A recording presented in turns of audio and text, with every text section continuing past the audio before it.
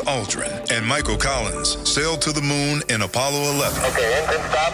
Houston, Tranquility Base here. The Eagle has landed. Roger, Tranquility. We copy you on the ground. Armstrong left an indelible mark on American history and a footprint on the moon as we all watched live on television. It's one small step for man, one giant leap for mankind. It is a moment in our 250-year history that no one will ever forget. News. I'm Ed Donahue. Iran says the deal to end the war with the U.S. requires Israel to withdraw from Lebanon. Israel says it won't do that. At the G7 summit in France, President Trump says Lebanon is not a major issue. Disagreements about one thing, that Iran will never have a nuclear weapon. Never, ever, ever. The rest of it's irrelevant. The president suggested having Syria deal with Hezbollah in Lebanon. Republican Governor Mike DeWine says he believes the death penalty should be abolished in Ohio. I no longer believe the death penalty is a deterrent to murder. The moral justification I had for voting for the death penalty simply no longer exists. DeWine says that most who are convicted of the death penalty in Ohio die of natural causes or suicide or taken off death row by a court, and says that the small number of death row cases that actually end in execution does not provide a convincing deterrent for violent crime, including murder. Therefore, I believe Ohio should abolish the death penalty. And has already said he expects no further executions during his term, which runs through 2026. Ohio has not put an inmate to death since July 2018. I'm Lisa Dwyer. Federal prosecutors are charging 15 people with impeding federal agents during a massive immigration surge in Minnesota earlier this year. The defendants allegedly used tactics like stalking agents and using ice blocks to slow convoys. The Trump administration is further dismantling the Education Department, moving oversight of special education and civil rights to other agencies. A cluster of storms along the Texas Gulf Coast could become the first tropical storm of the Atlantic hurricane season. Ahead of her return to Wimbledon, Serena Williams lost a doubles match at the Berlin Open. This is AP News. NVIDIA is betting on artificial intelligence to revive manufacturing. NVIDIA is unveiling plans for a major upgrade to its artificial intelligence infrastructure as part of its $2 billion partnership with Coherent. The collaboration involves Coherent's factory in Sherman, Texas, which will produce materials for lasers that will enhance chip speed and efficiency. Coherent estimates that the factory will create 1,000 jobs. NVIDIA CEO Jensen Huang believes AI can create jobs rather than replace them. Still, some voters remain concerned over AI's use of electricity, the potential for job losses, and the newfound national security risks. I'm Marcela Sanchez. Country music star Jelly Roll is filed for divorce from his wife of 10 years, known as Bunny XO.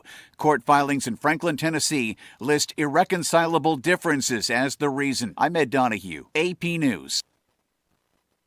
AP News. I'm Ed.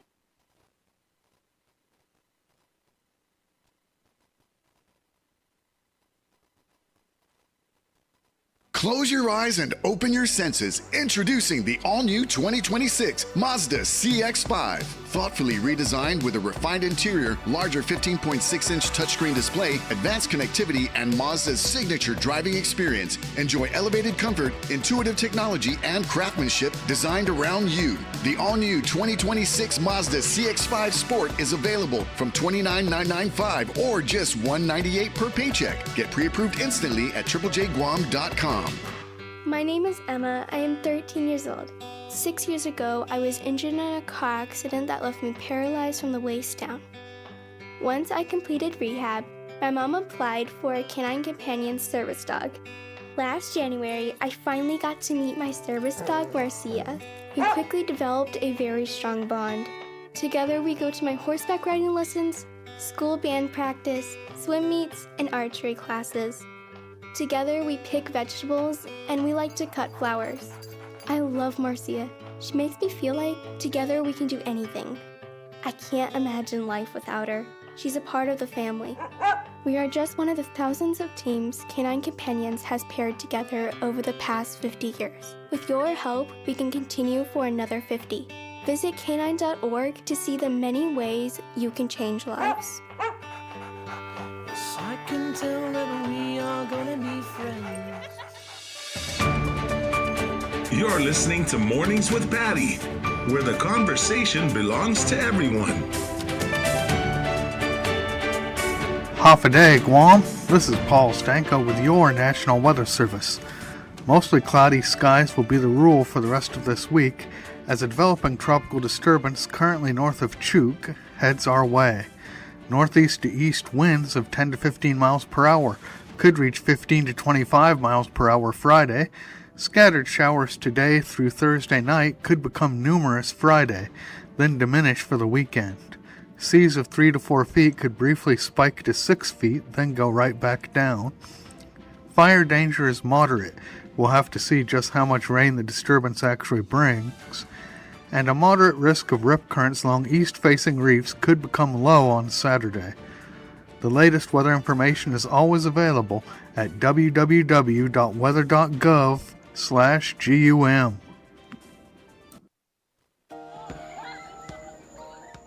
Do you hear that? And that? And that? Those are the sounds of a healthy and vibrant community. And to this United Way volunteer, nothing sounds better. They're the sounds of children being given greater chances to succeed in school. The sounds of neighbors receiving the support needed to overcome challenges, both big and small. They're the sounds of families gaining access to quality health care and nutritious food for their tables.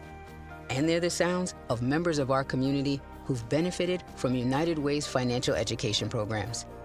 See, wherever there's a need in our communities, there's a United Way. People working together to respond and growing the good for everyone.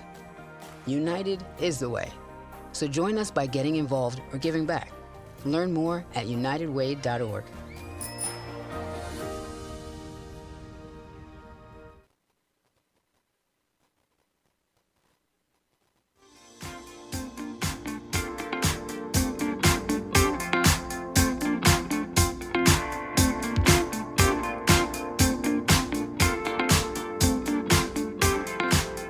Guam. Good morning, guys, and welcome back. It's Mornings with Patti on the Wave 105 FM. It is 6:08 on a Wednesday, June 17th. Streaming online at thewave105.com. Like, subscribe, and do follow our YouTube channel. That's Wave 105.1 FM Guam.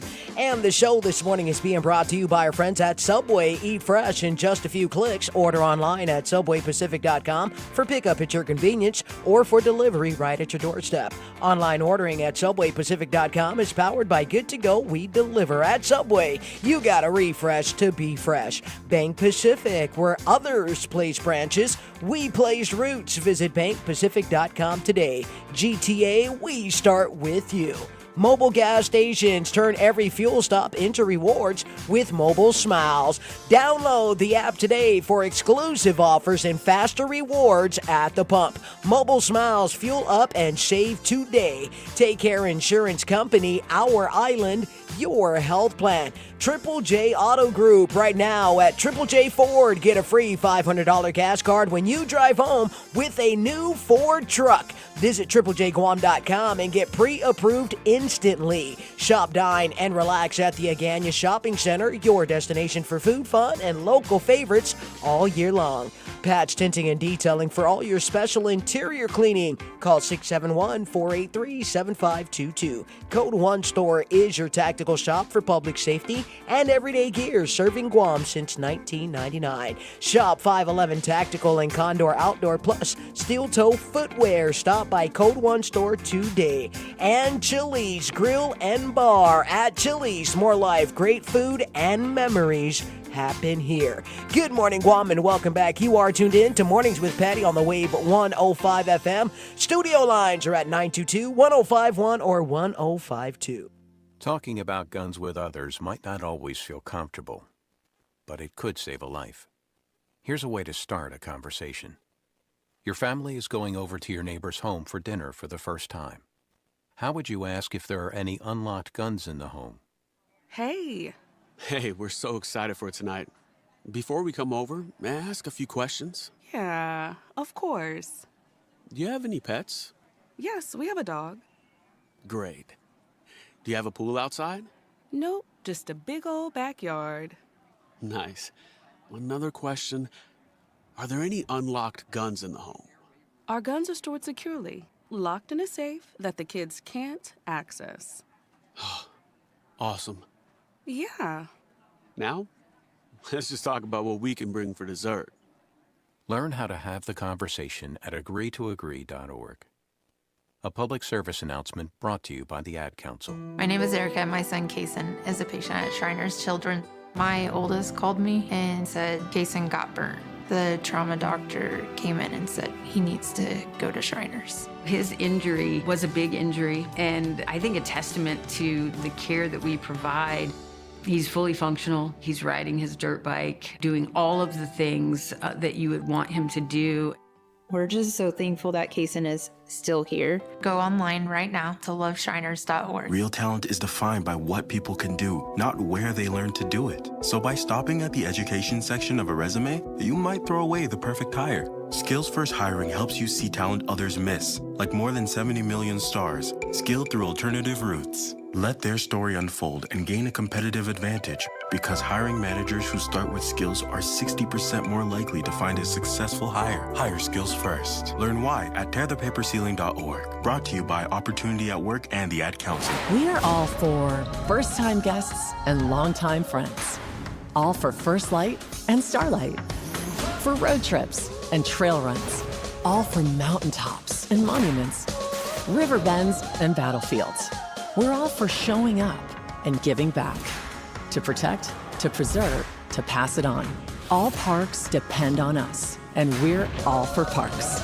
Join us at nationalparks.org/allforparks.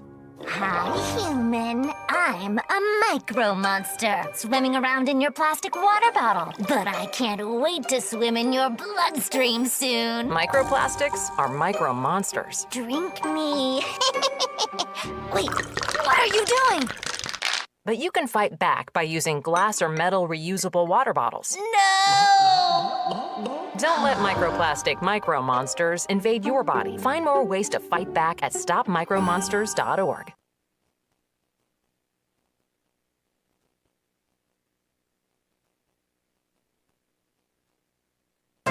The views and opinions expressed on this program are those of the show hosts, guests, and callers, and do not necessarily reflect the views of the staff or management of Wave 105.1 FM, Glimpses Media, or our partners.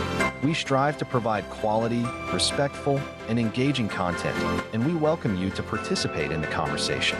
Thank you for tuning in to Wave 105.1 FM. Enjoy the show. The road to Adelude continues. This time, we sit down with Republican candidates. Vice Speaker Tony Atta and E.J. Calvo. Catch the full conversation that took place on May 5th on the Wave 105's YouTube channel. Stay informed and hear their vision for Guam's future. Wave 105 is a glimpse of Guam radio station. When a warrior faces adversity, he fights through it. He finds a way. Freedom isn't free. Rolling strong. Belief. Believe you can, and you will. Wheelchairs for Warriors provides mobility solutions to veterans and first responders injured in the line of duty. Join the mission and visit wheelchairsforwarriors.org. Hungry and don't want to break the bank? Chili's has you covered. Starting at $12.99, enjoy Chili's new and improved 3-for-Me meal deal. That's a starter, an entree, and a drink. Mix and match combos like chips and salsa, an old-timer with cheese, and an ice-cold Coke.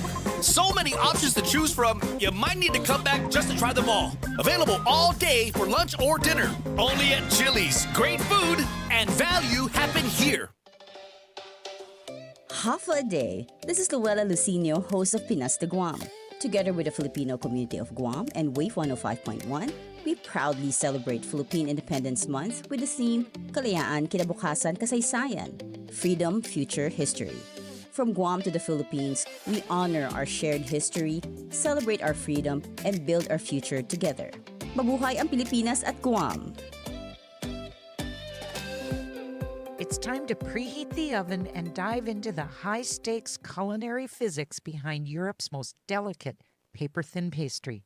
Welcome to the National Day Spotlight for June 17th. Step into the kitchen for National Apple Strudel Day, and you will encounter a traditional baking challenge that requires absolute technical perfection.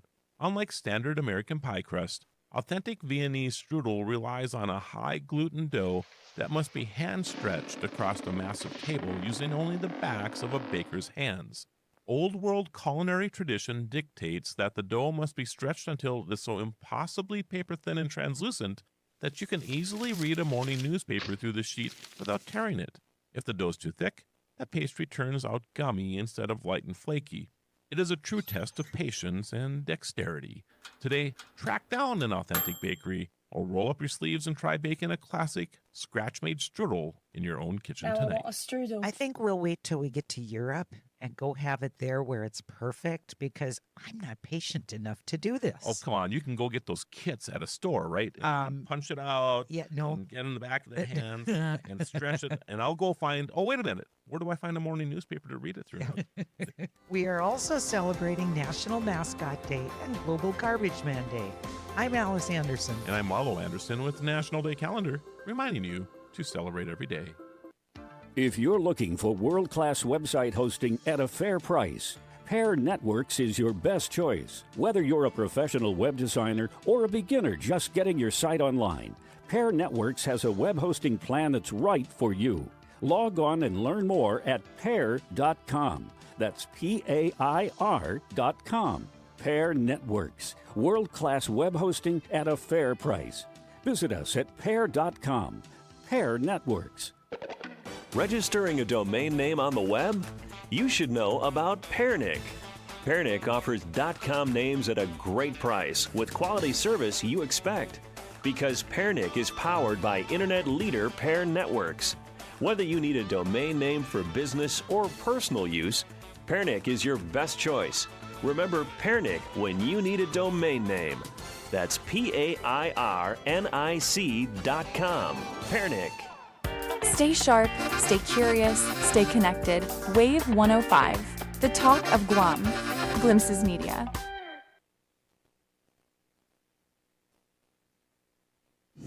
Celebrating America's 250th birthday. In 1935, radio commentator and gossip columnist Walter Winchell was the first person to call a radio announcer a disc jockey. In those early days, DJs simply introduced records and read station IDs. But then pioneers like Al Jarvis developed personalities. With the birth of rock and roll, DJs became even more important. We got to close it out. That's it for the Wolfman Jack Show for tonight. Legends were born like Alan Freed, Dick Clark, Wolfman Jack, and Casey Kasem. I'm Casey Kasem. Keep your feet on the ground and keep reaching for the stars. Rick Dees and the Weekly Top 40. The DJs became as famous as the recording artists they played, and millions of Americans grew up listening to Cousin Brucey, Murray the K, Rick Dees, Howard Stern, and Delilah. Close your eyes and open your senses. The all-new 2026 Mazda CX-5 is here from $29,995 or $198 per paycheck for qualified buyers. Triple J Mazda. 105.1 The Wave is the talk of Guam. You ready? Who's ready for some of that good love? Count me out! And you've got it tuned in to Mornings with Patti. Come on!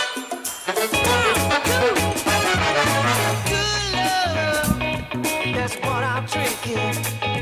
Let's sip it down, go without thinking. The man said good love already, right? Okay, I can't wait for the second good love. We just got to get that love going right now.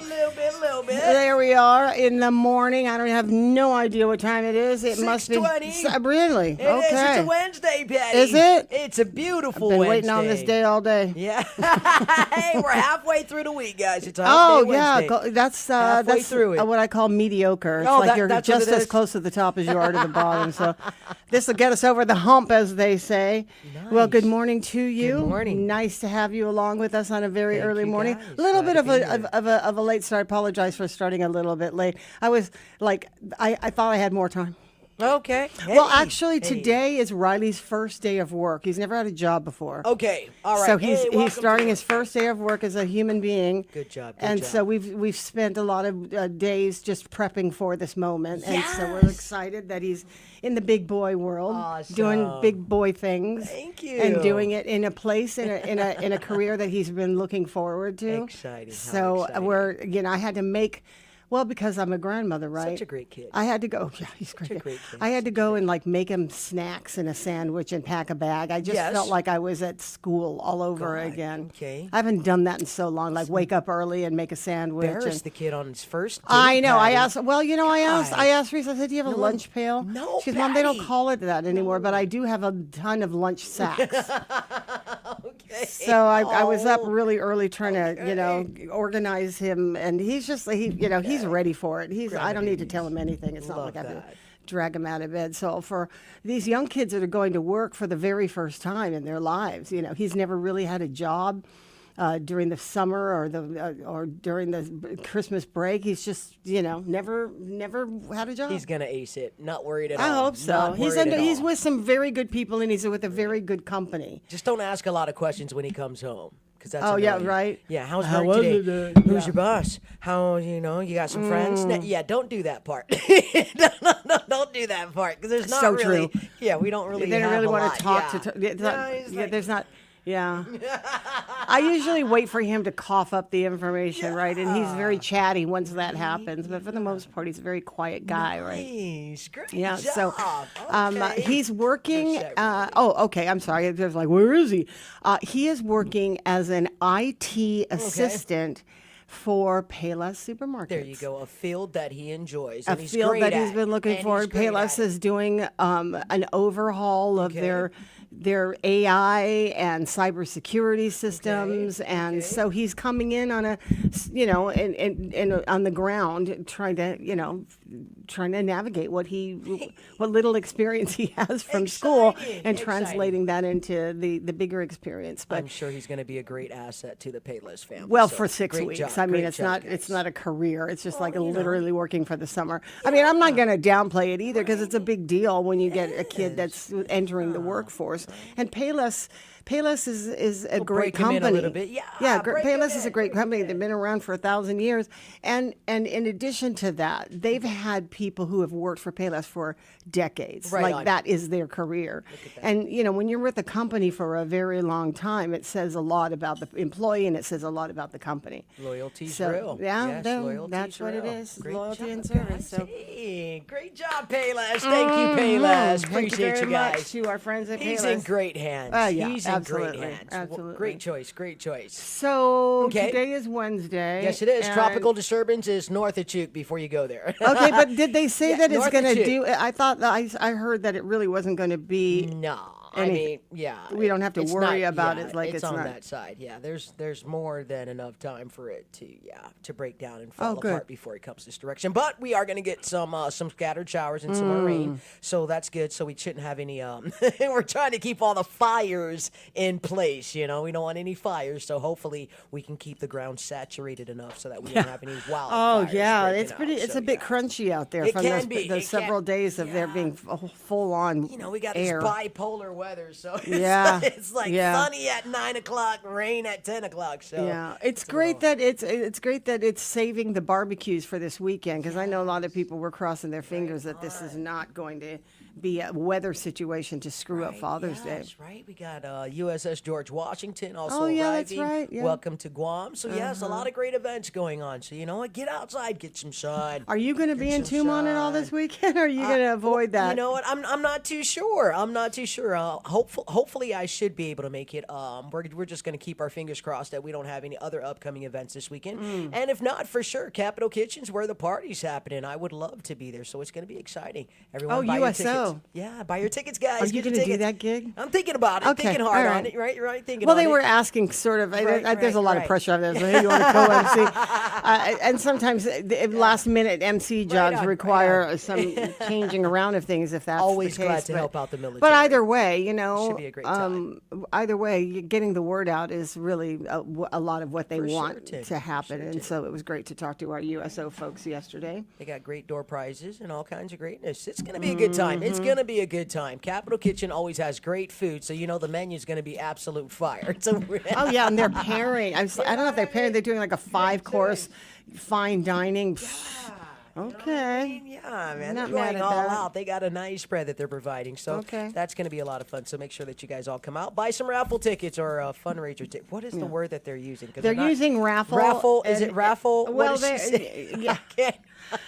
Apparently, there's like jargon that you're not allowed to use when it comes to these things. But as Jardine said yesterday, J-Dean said yesterday, that Valerie's the only one who can get away with saying raffle. So, you know, whatever's happening over there, you're going to be getting, you know, prizes. Oh, for sure. And we donated yesterday. Big treats. Yes. We donated yes. because Dice wants the iPad Mini. Yes, the new iPad. iPad's out, guys. Are we going to co-own that, or did I just invest for you? Wow, Patty, you don't even need one. You already got one. Oh, no. Yeah, That it works great, Patty. You don't need it. This thing is so new. I don't know how to use it. No, man, Yeah, you're I good. don't- You already got I one. just take this out at work. I just take this out at work and just to make it look like I know what I'm doing. But for the most part, I hate lugging this Like, let dang me just thing look around. the part. It doesn't. I don't ever use this thing. I never use this. It's just that when everybody was I was getting one for Tia, and then Riley wanted one, so I got him one for. And then I was like, well, maybe I'll get one too. And I mean, it's got so much space. I never It's a lot use to it. It's navigate only around. really to take a look at what's going on YouTube when we're on the air. But for the most part, I don't ever really. You want it? No, I'm Oh, good. okay. I'm good. I got my MacBook here. I'm good. Thank you. And We're soon, great. hopefully soon to be Yay! an iPad We're gonna for manifest yourself. that Yeah, one. We're gonna okay. manifest that. Yeah. Well, either way, I think we're gonna win something. It's gonna be a great I feel like time. we're gonna win something. Yes, We'll there's going to be see a what lot happens. going on this weekend, so make sure that you guys come out. You know, support. You know, don't stay cooped up in the house, guys. Guam is beautiful. Guam is beautiful. Do some shopping. Do some spending. Oh. Yeah, we like that. Sorry. Does anybody have? I don't know. I don't know what Anybody have everyone's- any of that kind of money? You know what, man? You know, People I- be lying. no, People be you like, know, my power I bill think is you're high, right. and then they go buy a brand new F-150. Clearly, your Yeah. power is not an issue. I agree. I 1,000% You can't be agree. screaming power problems and you're driving around. Everywhere. I mean, there's not a whole Dude. lot of traffic on the roadways like you would expect during the because a lot of people are you off like island. this? I love yeah, this. that a lot of people are out vacationing. So kind of deck it I mean, a little bit. and the seats are filled on these airplanes. So. You know, depression what, right? So folks are out there doing their thing, and I'm glad to see that people had a little extra money to go and do things. Check out the concourse, buy some cologne. Hey, Oh yeah, yes, go to I the saw a couple of concourse. people doing that. Yeah, check And out the concourse. Ain't that- nothing wrong with that. We're just kind of sitting, hanging out with their relatives. Dog, but- you know, I would too. I certainly would. I would definitely do that. Grab a bite to eat, do a little shopping, Mhm. get some chocolates before your flight. So yeah, airport is where it's happening too. So thank you Yep, going out to there our it friends is. at the concourse. for opening Absolutely. that up. Well, we're gonna. Sorry to do it. We have to hit the Go for it. bottom of the No, hour. no, We do got to get this bottom of the hour. Holly's Perspective is Exciting. up next, so we'll kind of take care of some spots and get Polly on the air.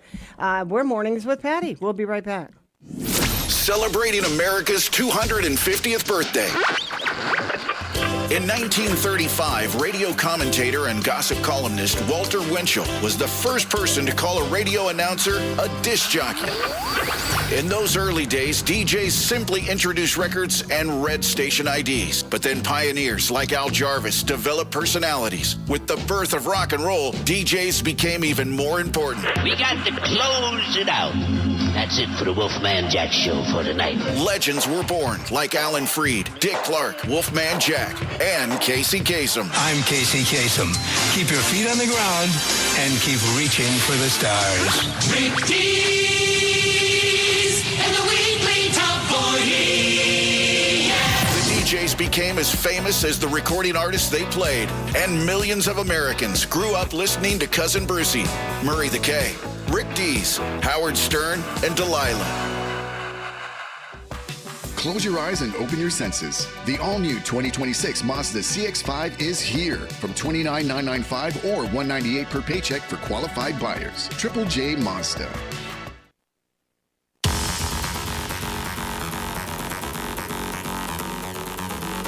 All right, friends. Good morning, everyone. Welcome back. Let's go ahead and do some traffic for you right now. We're going to go ahead and move forward with our friends at Guam Auto Spot, and you could schedule a test drive by calling 478-AUTO, or you can also look at our inventory, which is available on our website if you go to GuamAutospot.com. We're looking around the southern end of the island. Traffic is light, extremely light around the northern end. We're looking at Inalahan, getting around Malolo this morning, coming up and around Ipan, as well as Talafofu. We're looking at Windward Hills, Zonia, Chalanpago. Traffic is light, moving great, hitting Route 10 this morning. As soon as you get around Sung Market, we got some strong northbound traffic that is beginning to pick up, most especially outside of Mobile Gas Station. That's going to be coming around Mangilao this morning. And for our friends along Route 16 in Barrigada, it looks like traffic is light, moving great along Mongmong to Mighty as well this morning. And getting around Hagåtña is going to be done with ease this morning. A little north and southbound coming around Paseo. But again, folks, traffic is light right now. So if there's anywhere on the streets of Guam that you need to be, now's probably your best bet. It is summertime, so let's just watch our speed limit. Allow some braking distance. I know the streets of Guam are definitely wet this morning. And remember, folks, seatbelts are sexy. Let's get our seatbelts fastened and our kids strapped in the proper booster and car seats. We are moving forward with our friends at Guam Auto Spot. Your traffic report right here on the Wave at 105 FM. My name is Emma. I am 13 years old. 6 years ago, I was injured in a car accident that left me paralyzed from the waist down. Once I completed rehab, my mom applied for a canine companion service dog. Last January, I finally got to meet my service dog, Marcia. We quickly developed a very strong bond. Together, we go to my horseback riding lessons, school band practice, swim meets, and archery classes. Together, we pick vegetables, and we like to cut flowers. I love Marcia. She makes me feel like together we can do anything. I can't imagine life without her. She's a part of the family. We are just one of the thousands of teams Canine Companions has paired together over the past 50 years. With your help, we can continue for another 50. Visit canine.org to see the many ways you can change lives. I can tell that we are gonna be friends. My name is Erica, and my son Kason is a patient at Shriners Children. My oldest called me and said Kason got burnt. The trauma doctor came in and said he needs to go to Shriners. His injury was a big injury, and I think a testament to the care that we provide. He's fully functional. He's riding his dirt bike, doing all of the things that you would want him to do. We're just so thankful that Kason is still here. Go online right now to loveshriners.org. Do you hear that? And that? And that? Those are the sounds of a healthy and vibrant community. And to this United Way volunteer, nothing sounds better. They're the sounds of children being given greater chances to succeed in school. The sounds of neighbors receiving the support needed to overcome challenges, both big and small. They're the sounds of families gaining access to quality health care and nutritious food for their tables. And they're the sounds of members of our community who've benefited from United Way's financial education programs. See, wherever there's a need in our communities, there's a United Way. People working together to respond and growing the good for everyone. United is the way. So join us by getting involved or giving back. Learn more at unitedway.org.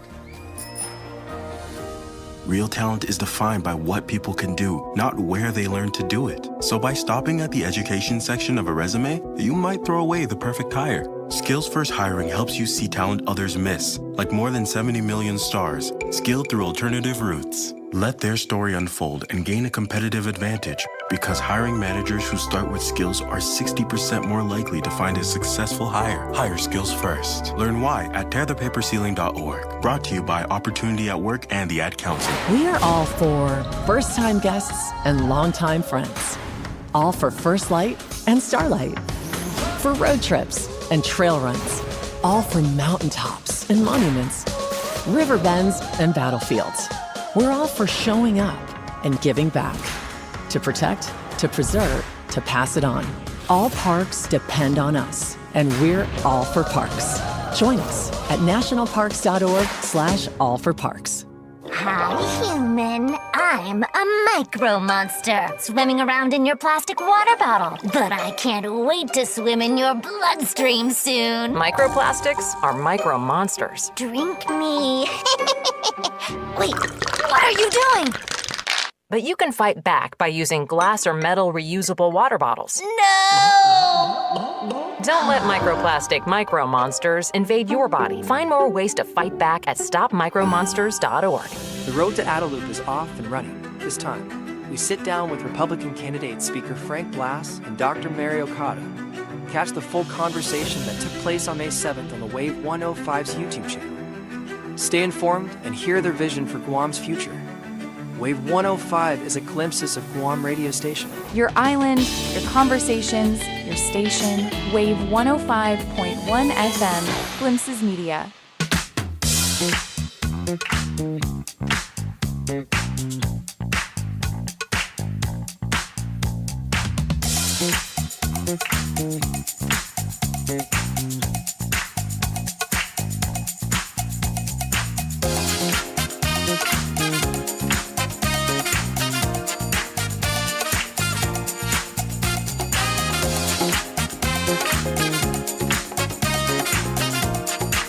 Here we are, 6:36 in the morning. Welcome to the program. Let's go ahead and get to the phone where Polly Suba stands by for Polly's Perspectives. Hey, Polly, good morning. Good morning. How you doing? I'm doing well. Okay, all right. So, we've got a lot of things happening in the legislature. I don't know if you want to start there, Right. but we've got a bunch of, the breaking story from yesterday. People still kind of reeling over it. It made the papers this morning because it was well too early for it yesterday. But people still, smarting over the death of the police chief. But new Right. legislation and stuff is coming up. What do you want to talk about? Oh, there's so many, right? Like you said, oversight hearings. There are a couple bills of veterans. There was a bill from Vice Speaker Tony Atta that was pretty contentious. There was some back and forth on, how much money is available in grants, and then whether or not Vice Speaker Tony Atta's bill is even worth pursuing. $1 million for the Veterans Cemetery is worth it. I mean, as long as we get the $1 million every year. They're building a fund, right, a maintenance fund for the cemetery, $1 million a year for 10 years. However, the veterans, concerned when you look at the bill, that they're mandating the director to request $1 million every year for 10 years within the budget, within GOVA's budget. The legislature doesn't necessarily, in the bill, say that they must give the $1 million.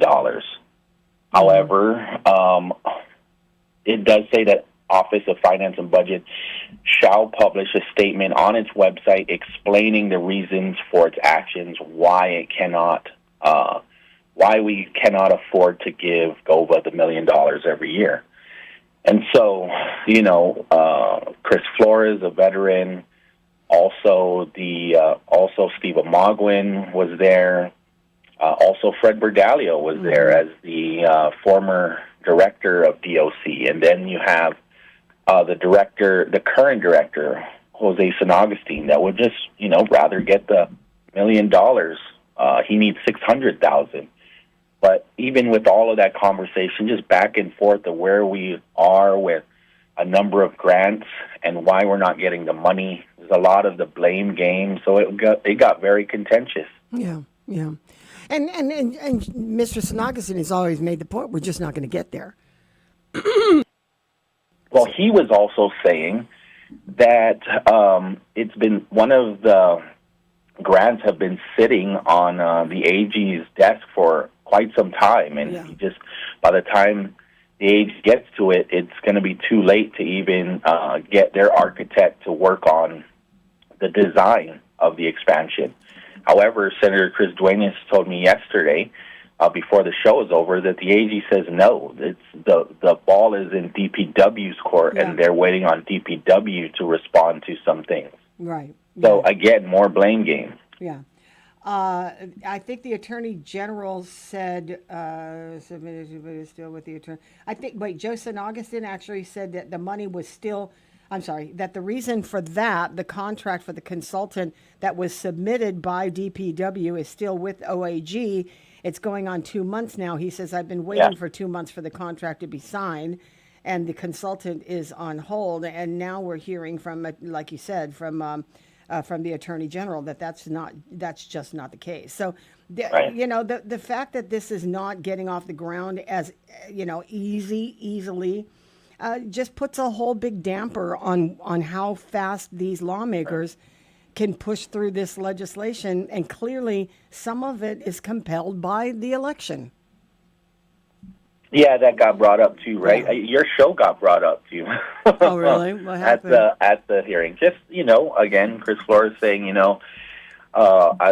you're saying that we have the $1 million, but at the same time, you're also decreasing the BPT from 4.5 to 4. You're saying that we should hire more employees, but the Republicans are I don't know if demanding or basically writing letters to Lieutenant Governor Josh Tenorio to put a halt on hiring. And so he's saying, well, spend money or don't spend money. And Patti was trying to get a hold of you, and you didn't. Oh, shoot. He went to ATA. He went to Tariat. Yeah. So that's where things kind of. But I did get, more clarification from Senator Sean and Senator Chris Duenas before the show was over that, they do definitely feel like we have the money for fiscal year 2027. However, things do change from legislature to legislature. And so I even asked the question, aren't you binding future legislatures? Mm-hmm. And can you do that? Well, again, when you look at there still is the safeguard that says that OFB will show cause to why they cannot give them the $1 million if that happens, right? Yeah, so that the OFB is going to be required to say, like you said, publicly make a statement as to why. Yeah. Where do you think this is going to go? $1 million is $1 million to go to the expansion of the cemetery, right? Even Senator Chris Duenas said, do you need $1 million? If I gave it to you, would you take it? And he goes, yes. And I don't know who wouldn't. Right. So there's just the language in the bill, and hopefully maybe in the markup they clean that up a bit. Right. Senator Sean also says that there are other veterans that, maybe did not come to the hearing, but have submitted written testimony, right, which you can. Mm. So hopefully they weigh all of that. But, when people do show up and do take the time to go to these public hearings, there's weight there. These are residents of the island. They are veterans. There's weight in what they're saying. And I think even Vice Speaker Tony Atta understands that because he's weighing what they're saying, and he's saying maybe I should put this in the maybe I should shelf this. Is this what we want? So I don't know. Still, I don't necessarily think that that's a good idea to shelf the concept of giving them $1 million, the consideration of giving them $1 million for 10 years. Well, you know, and the same is true with DRT, because Senator Jesse Lujan has introduced Bill 332 for the basically a home act to give them a place to stay. And I was talking to Marie Lozama last week about it, and I'm like, what's the possibility of that happening? I said, she's like, I mean, if you're going to give me money to open up, I'm not going to say no, but I want to know what the reality of this actually happening is. I mean, it's great on paper, and it's low-hanging fruit, actually, because DRT has been in need of a functioning operation, consolidating all of their services. But, you know, actually finding a place, and I think that Jesse Lujan is right in trying to figure out if there's land available, but you know the money's gonna be the issue. And she says, I don't have it, but if you're giving it to me, I'll build something, right? So great ideas. Funding is always going to be the issue. She was sharing with them the reasons why they needed to move out. Yeah. Well, like I said, that's low-hanging fruit. I don't think that anybody's going to dismiss the importance of what DRT does and how they've been compacted into that spot. I mean, here we are talking about another lease back, right? I mean, some people say that that's a terrible idea. I know Public Auditor B.J. Cruz doesn't like lease back arrangements. Mm-hmm. However, I don't think that we can afford it to do it any other way. Yeah. Maybe we just got good at doing lease back. Well, yeah, but you know we're good at it when it starts, and then we also have to see ourselves fail down the calendar year. The unfortunate part, Lester Carlson brought this up, and it's so unfortunate. And I don't know. I think that they should fight back on this. So what's that? We're getting a number of schools that will belong to us, right? The government in Guam will own these schools. Ukadu is one of them, and there's 3 more. I just can't remember right now. But we're not getting them in the best shape. And what is that? It's the landlord's responsibility to maintain these schools and hand off a prestigious school to us. And we're taking that, and we're already going to have to put money into capital improvements, especially at Ukadu, which is a high school. That's unacceptable. Yeah. So, I mean, in that arrangement, in 4 of those schools that Lester Carlson mentioned, the leaseback arrangement is a bad idea. Mm-hmm. It's a terrible idea if we don't have any way to keep these landlords accountable and give it to us prestigious, like new, like almost going to the used car lot and buying, and definitely not accepting a lemon. Yeah. What do you think is going to be? You know, we only got another session to go. Well, actually, this is the June session. July 6th, I think, is when they're going to start the budget session. Yeah. And I mean, it couldn't have happened 3 weeks away from a primary. I think that everybody's going to be out there performing their best in front of the public. I mean, that's always how it is. Sure, yeah. I mean, to Vice Speaker Tony Atta's, to his point, I mean, we're always in political season. There's always elections every 2 years. We're always gearing up for one. Oh, but it gets hot and heavy about this time. You know what I mean? It really starts to show. The performance level starts to really up its game before, especially before a primary. Yeah, of course. But, you know, I hope, you know, I mean, I really only want to cover what we're talking about in these hearings, and if it's performative, then I'm naive. Well, I think that's. I mean, I think all of them have to be performative. Like you said, you know, these guys get elected every 2 years, and so you're always in a state of a job evaluation. You know, walking into the supermarket, you get your job evaluated by somebody in aisle 4. You know, people are vocal about what they want to say to these lawmakers. So, you know, hey, if you're performing for an audience, I don't really care as long as it's productively doing something. Yeah. So I mean, because you're damned if you do, you're damned if you don't. Absolutely. I mean, I know people are even. I mean, even if you don't say, if you maybe are busy, maybe you have something pressing, and you could not stop to talk to an individual, they will remember that. Oh, absolutely. And and they will call you out on that. Yeah. And sometimes, I mean, I don't think that it's fair that you have to explain yourself as to where you are at all times of the day, but apparently to some voters you do. Yeah. They're very sensitive. Voters are very sensitive over here. There is no question that these things, these chance meetings or being invited to something, that will really produce a pretty bad relationship if you exclude somebody from something. And people here are very sensitive about that. But that's their job, not ours. We're just here for the, just here for the hearings.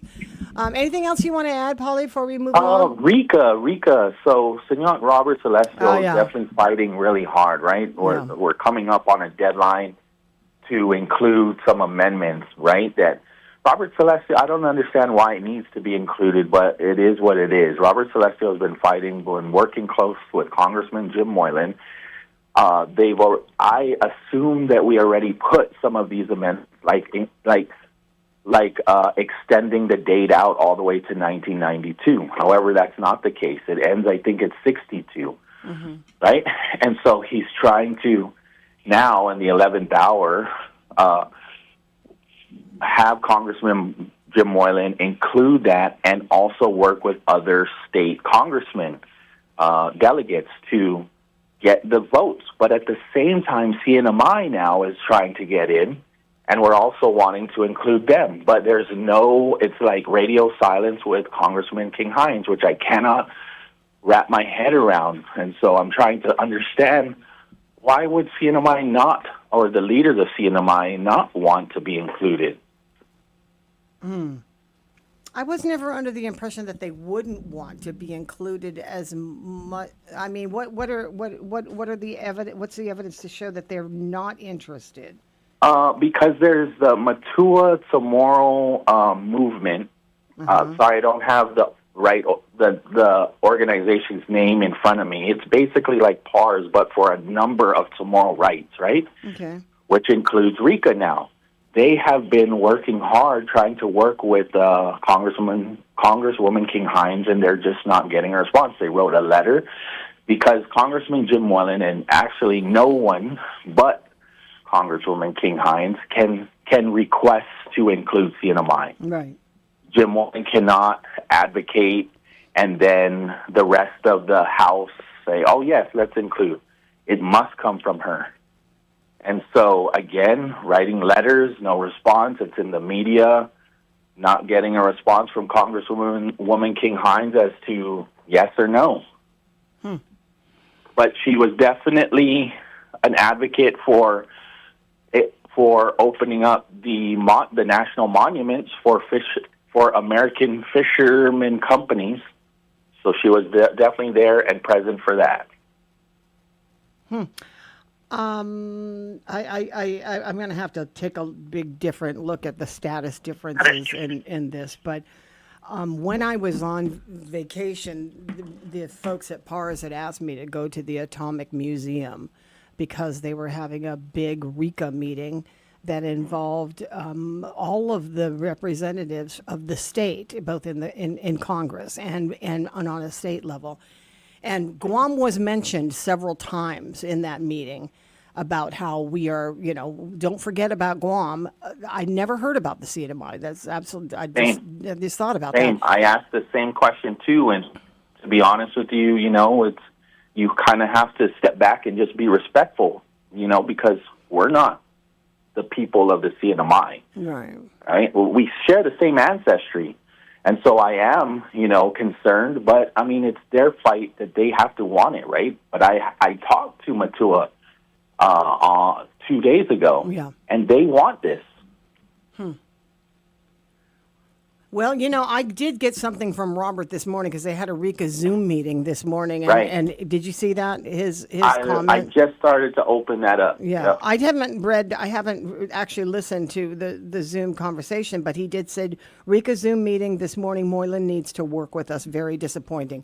I don't know what happened at that meeting, and I haven't had time to open up the audio. Yeah. But I'll probably sit down and ask him. But whatever we are going through, with being included in the Radiation Exposure Compensation Act. These other states are so far ahead because they're Nevada, right? Not just that, yes, absolutely. But also because of Robert Celestial, he did a lot of heavy lifting for them. He did. He absolutely did. And there were so many things that came out of that meeting. It was only a 2-hour meeting. It was very short considering the weight of it. But it was predominantly done by the Democrats in Congress and Democrats on the state level. And they hauled in a number of groups that have interests in it. And a couple of things that I never knew about, they have what is called a Presume Act, that anybody who has suffered some sort of exposure during that time period, and it comes through as medical deficiencies, the Presume Act literally allows them to be just lumped into it because they're presuming this is the reason why they were suffering medical issues, is because of exposure at a time in that particular area. And so that's been something that's been passed in several states, the Presume Act, these ones that have been affected, where you don't ask too many questions. I have a feeling it's a whole lot of a different situation in Guam. Clearly it is, because there was a lot of conversation about that. But to Robert's own specific situation, they were talking about how they were sworn to secrecy during that time, and they were never divulged what work they were doing with nuclear weapons or radioactivity. And so they were men that were dying without ever being able to get the same sort of health care as others were getting because they were sworn to secrecy. They had zero files to show that they had medical conditions at that time or because of that time that they were exposed. So they just die. They die without any benefits whatsoever because they're sworn to the secrecy, and DOD may have records, but they're not going to release these records for these veterans because they don't want anybody to know what they were doing at the time. It was honestly a really sad hearing. But you put Guam, you put Guam in there, and they're telling the same stories, but no one's paying attention, right? Not to us. I don't know. It was, like I said, it was something that was formed by the Democratic Party, so clearly it was an election thing. Moylan would not have been invited, but I did go up to the ranking chair of that committee and talk to him about that resolution, the House resolution that Moylan has introduced about inclusion of Guam. I was dismissed. I was, because Moylan's a Republican. This was a Democrat gig.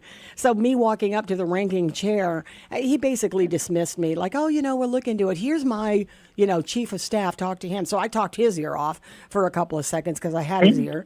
And then he basically dismissed me too. We are very bipartisan. I'm like, blah, blah, blah, blah. It was like that. It was like that. So we were not getting any other kind of. We just were not getting any kind of necessarily the respect. And it sounds like in this meeting, I'll talk to Robert and see what happened in this meeting where he feels like that they were dissed. So again, I talked to the Matua Council for Native Samoa Advancement, and these are the Hofschneiders. And so if anybody wants to watch it, it's on. I cut it up. It's about an hour long, 53:48. It's The Bright Side with guest Robert Celestial. If you put that in the YouTube link, they can watch it, and they don't have to watch the whole 4 hours of the show. Right. I cut it up just for that conversation. Oh, cool. Okay. Again, this group, the Matua Council for Native Samoa Advancement, is advocating to include the CNMI. And again, I was happy to see, because I never heard the CNMI wanting to be included. And I also was wondering, why wouldn't they? I mean, the downfall, the radiation doesn't just go from the Marshall Islands only to Guam. It makes sense that they also, and they have their explanation too. I mean, the bombs were brought over to the Tinian airfield, and that's where they left, and then they dropped those bombs in Japan. Yeah. So I mean, they have their history too, right? I mean, we're all connected, and so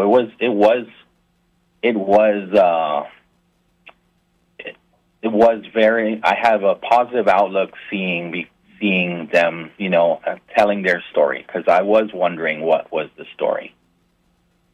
Wow. Well, I'm gonna go research that a little bit more and take a look at that conversation that you broke up. It's on the Bright Side. It's on YouTube, correct?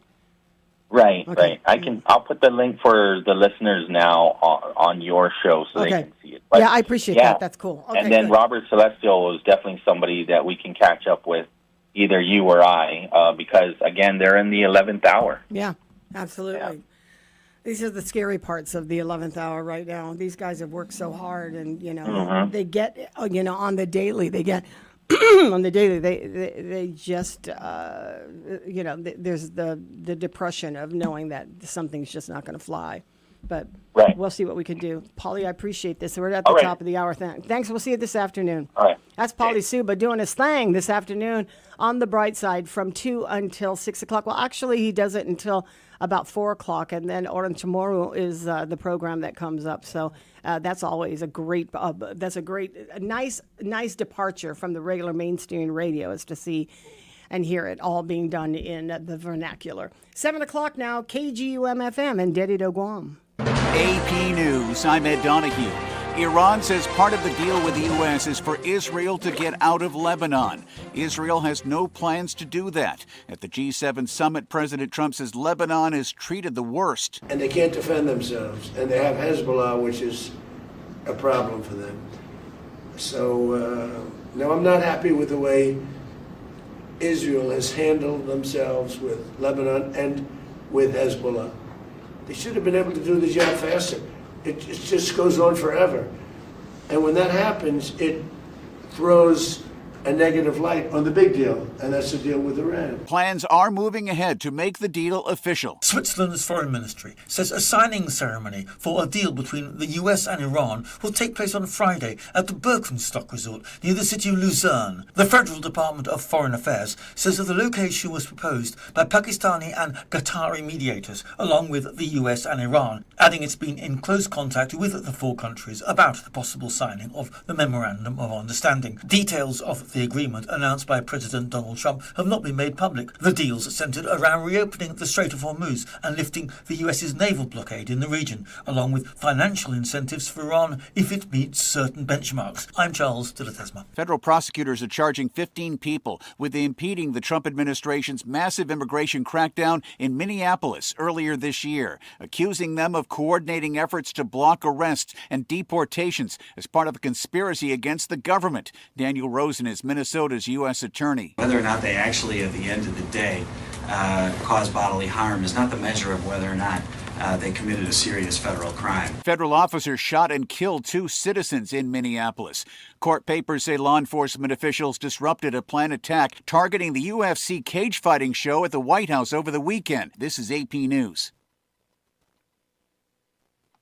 The AP's Julie Walker reports McDonald's is frying up some apple pies. To honor America's 250th birthday, the company says it's bringing back fried apple pies for the first time in more than 30 years after shelving them in the U.S. in favor of baked apple pies over concerns about fried foods. They'll be available at most U.S. restaurants for a limited time starting June 23rd.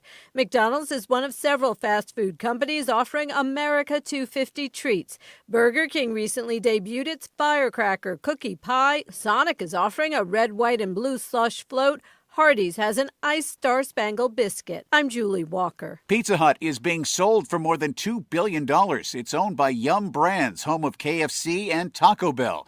Pizza Hut has long struggled with growing competition and outdated restaurants. The buyer is a private equity firm, Long Range Capital. I'm Ed Donahue, AP News.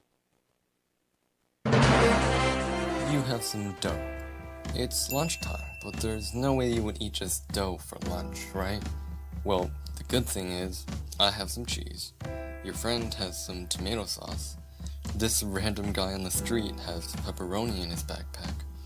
If we bring all these ingredients together, we end up with something much better than any of them alone. A savory pizza for lunch.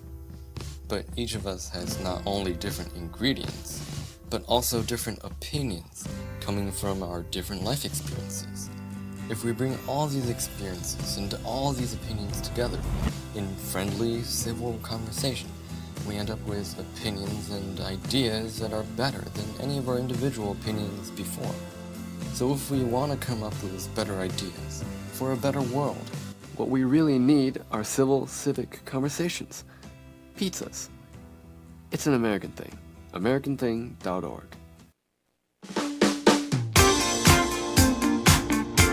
Alrighty, Guam. Good morning, everyone. 7:05 on a Wednesday morning here on the Wave 105 FM. This is Mornings with Patti, streaming online at thewave105.com, as well as our YouTube channel. That's Wave 105.1 FM Guam. And the show this morning is being brought to you by our friends at Subway. Eat fresh in just a few clicks. Order online at subwaypacific.com for pickup at your convenience or for delivery right at your doorstep. Online ordering at subwaypacific.com is powered by Good to Go. We deliver at Subway. You gotta refresh to be fresh. Bank Pacific, where others place branches, we place roots. Visit bankpacific.com today.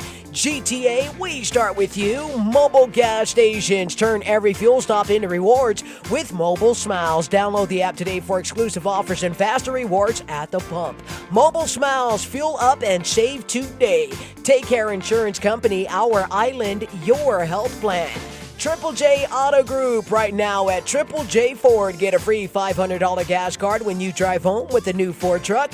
Visit triplejguam.com and get pre-approved instantly. Shop, dine, and relax at the Agania Shopping Center, your destination for food, fun, and local favorites all year long. Patch Tinting and Detailing for all your special interior cleaning. Call 671-483-7522. Code One Store is your tactical shop for public safety and everyday gear, serving Guam since 1999. Shop 511 Tactical and Condor Outdoor plus steel toe footwear. Stop by Code One Store today. And Chili's Grill and Bar. At Chili's, more life, great food, and memories happen here. You're tuned in to Mornings with Patti on the Wave 105 FM. When a warrior faces adversity, he fights through it. He finds a way. Freedom isn't free. Rolling strong. Belief. Believe you can, and you will. Wheelchairs for Warriors provides mobility solutions to veterans and first responders injured in the line of duty. Join the mission and visit wheelchairsforwarriors.org. You're listening to Mornings with Patti, where the conversation belongs to everyone. Half a day, Guam. This is Paul Stanko with your National Weather Service. Mostly cloudy skies will be the rule for the rest of this week as a developing tropical disturbance currently north of Chuuk heads our way. Northeast to east winds of 10 to 15 miles per hour could reach 15 to 25 miles per hour Friday.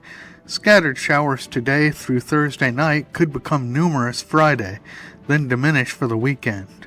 Seas of 3 to 4 feet could briefly spike to 6 feet, then go right back down. Fire danger is moderate. We'll have to see just how much rain the disturbance actually brings. And a moderate risk of rip currents along east-facing reefs could become low on Saturday. The latest weather information is always available at www.weather.gov/GUM. The road to Adelup is in full swing. We recently spoke with Democrat candidates Lieutenant Governor Josh Tenorio and Senator Tina Munilla Barnes to learn more about their vision for Guam. Catch the full conversation that took place on May 26th on the Wave 105's YouTube channel. This is a glimpses of Guam radio station. All right, friends, let's go ahead and hit the streets for your second look at your traffic report, brought to you by our friends at Guam Auto Spot. Schedule a test drive at 478 Auto or check out our inventory on our website if you go to guamautospot.com. We're looking around the northern end of the island. We got some traffic developing outside of Anderson Air Force Base, coming around McDonald's in Jigo, working your way through Dedido this morning. East Sangsong Road is nice and clear. No delays getting around Muchinao this morning, as well as our friends in both Finagayan and Astumbo. Ukidu's looking really good right now coming around the GRMC. That's going to be the Guam Regional Medical City. You will find a little delay there. Traveling along North Marine Corps Drive, Route 1 this morning for our friends that are hopping on to Route 16. You will find some north and both southbound traffic this morning. That's going to be coming in and out of Liguan, as well as Harmon Industrial. We got some north and southbound over on that back end. St. John intersection in Upper Tumon, north and southbound, as well as Happy Landing, the Kmart intersection, or getting around Village of Donkey. Lower Tumon, traffic seems to be moving nicely along Pauly Salvatore's Road. Traffic is picking up this morning around St. Anthony's. That's going to be on Challenge San Antonio, or getting around Ocopalis into Mooning. Let's keep our eyes on the roads. Make sure that you're not texting and driving. And remember, everyone, seatbelts are sexy. Let's get our seatbelts fastened and our kids strapped in the proper booster and car seats. Moving forward with our friends at Guam Auto Spot right here on the Wave 105 FM. Why be at the forefront of childhood cancer research?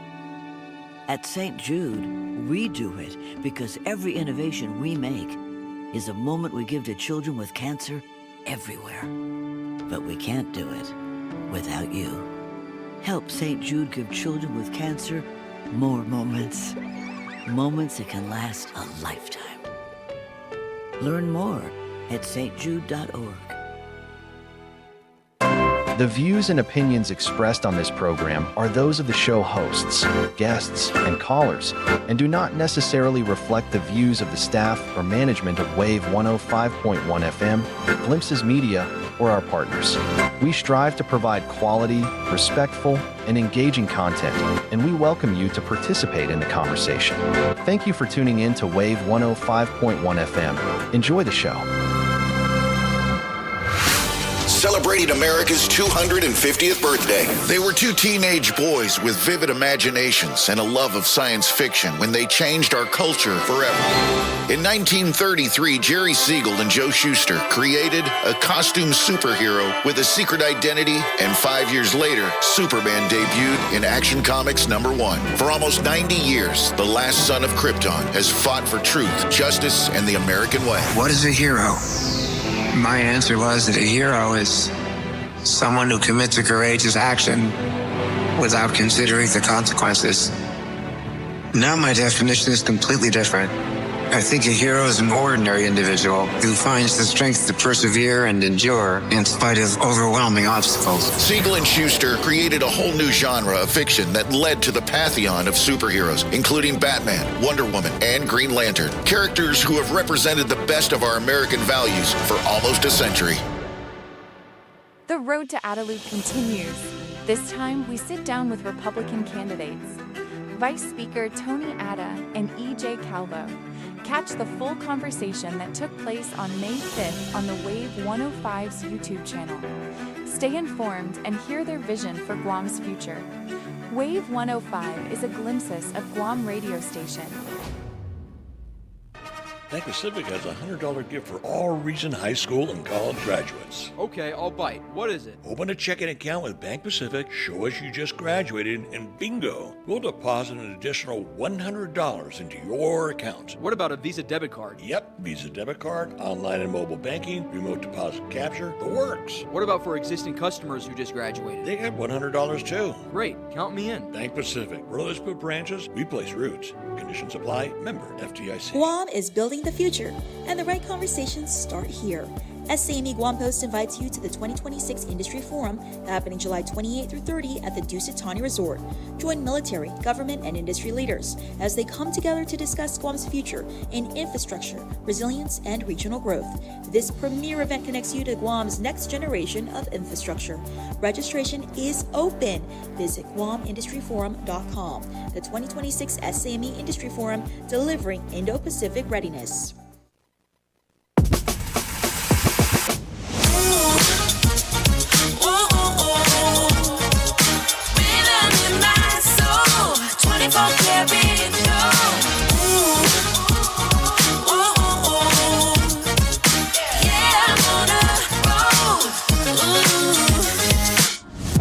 .105.1 The Wave is the talk of Guam.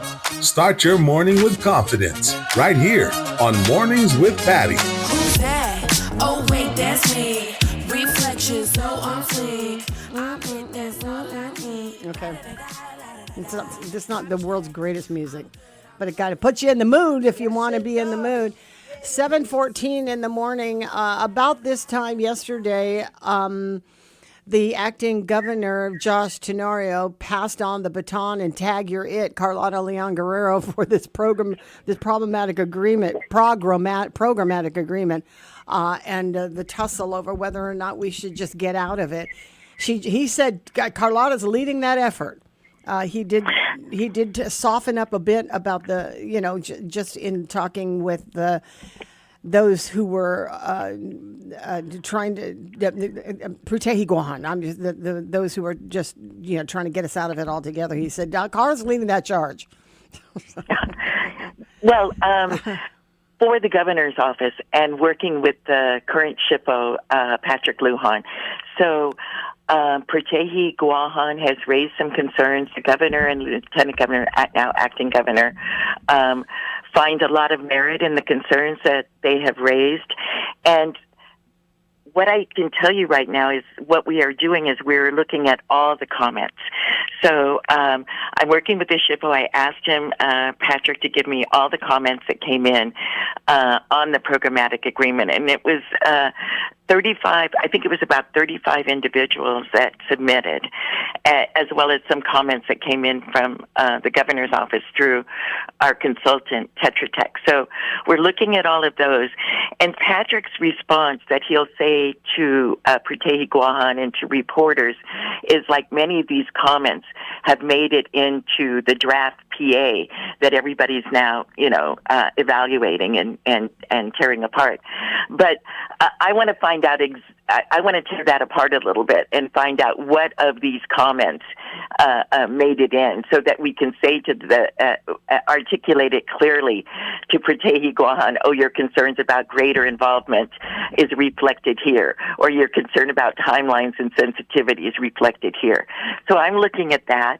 And then the comments that Baltasar Agen submitted with the letter that Prutehi Guahan submitted. It's the first time we've seen them.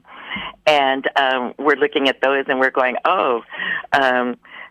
we kind of like that one. This is on the list of what the governor's office has developed. This one right here was reflected in the comments that came in during the 105-day comment period that Patrick opened up. So just without even completing it, I found 5 things that could be possible amendments that they have asked for, that is also reflected in some of the comments and that the governor's office has worked up through me, the Community and Defense Liaison Office, as well as with Tetra Tech as a consultant. So there is kind of like a little bit of supportive, helpful amending going on, suggested language coming up from the governor's office, and some of it given over to the SHPO's office earlier. Yeah. And even in the letter that Prutehi Guahan sent to the governor and lieutenant governor, they pointed out through Baltasar Agen's analysis, the first page was showing that this is an improvement over 2008. Oh, this is good, we like this is good. So we're kind of looking for the common ground of what we can take and add and strengthen it. And there's a few that jump out right away. Well, a few that jumped out right away, like as in you hadn't heard that perspective before. Well, as an example, an idea that came across all 3 segments of comments was to have a burial council. How can you have? You'll see the stakeholder groups protesting the treatment of human remains, of what happens with human remains, and how does that get handled, and we're excluded from it, and not feeling that enough of the community was involved in the decisions of it, right?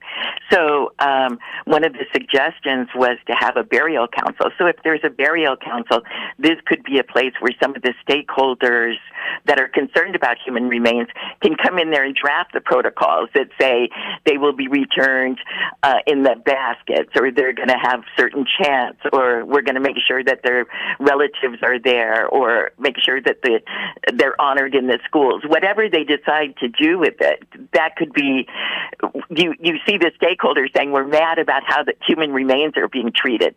Well, how do you respond to that? How do you responsibly answer that in a programmatic agreement? And so that was a suggestion that I saw across all three sets of comments. Well, that's interesting because for several years now, over a decade, that those were all part of the original plan on how we would handle ancestral remains that were found at these sites, right? Mm-hmm. So I thought that was all part of the original plan, but we're saying that original plan hasn't been more respectful of the remains that are found? I think that the SHPO's office, with the staff and the historians and the cultural practices, I think that they do the best that they can to respectfully handle and reinter or be involved in the handling of human remains. But if the stakeholder groups and the activist groups feel that, more could be done, that would be welcome. Sure, and then part of the concern about another issue that I think there could be agreement on is that archaeology artifacts and remains be turned over to the government of Guam as soon as possible. The concern about that is the repository is not set up for that yet, and the NAFTAN is not ready for it yet, and the museum doesn't have the capacity yet. But I don't. So the concern is they don't want archaeology firms to be the ones that are holding on to precious ancestral remains for lengthy periods of time.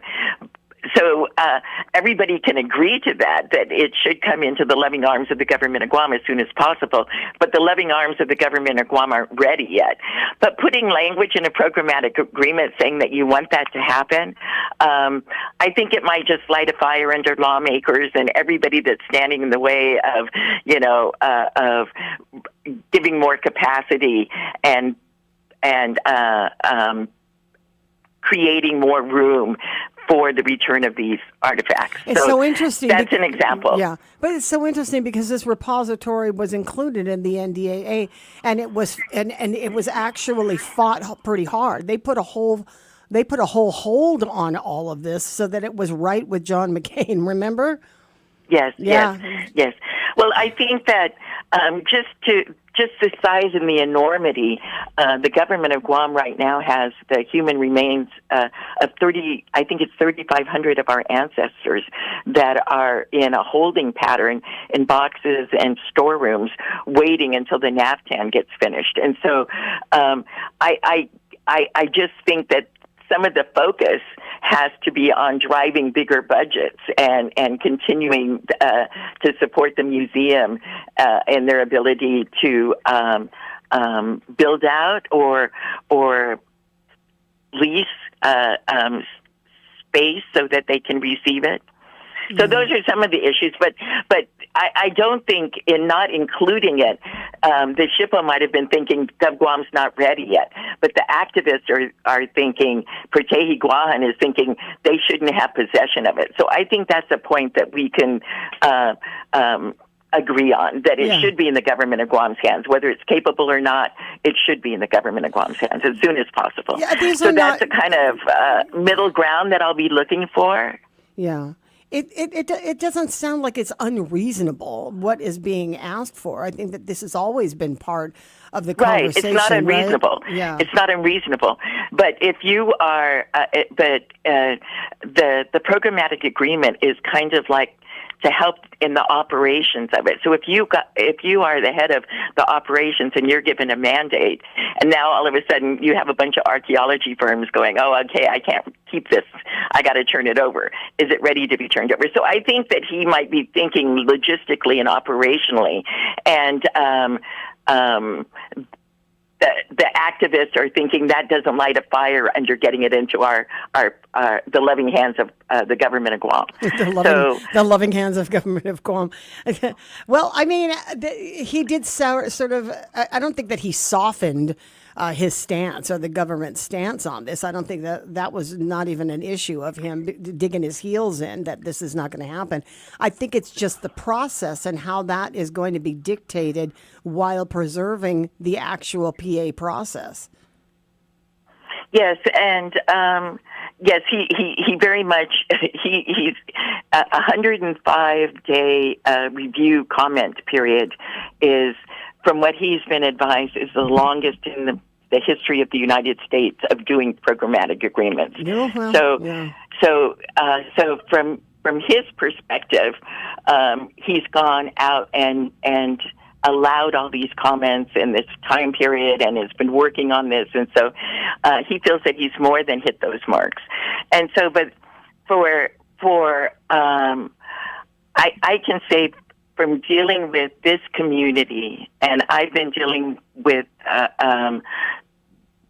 not specifically just this community, but I'm usually brought in when there's a really tough issue and you need somebody to come in and kind of sort it all out and not throw kerosene on anything. Yeah. So that's when I come in. That's kind of where I'm going to be trying to find the middle ground and sorting it all out and advancing it. So Patrick has a work product that he's presented, and now it's getting greater scrutiny, and we're looking for what can we do to help and support it and fix it up and make it a little better, if that's possible. Well, and I think it's possible. Yeah, it is. It sounds like it's reasonable. It. Absolutely. It sounds like it's reasonable. I don't think it's going to completely placate those who are against this military buildup and have been from the beginning. But they are concessions that have to be made because it's happening, right? And it's not like anything we could just reverse.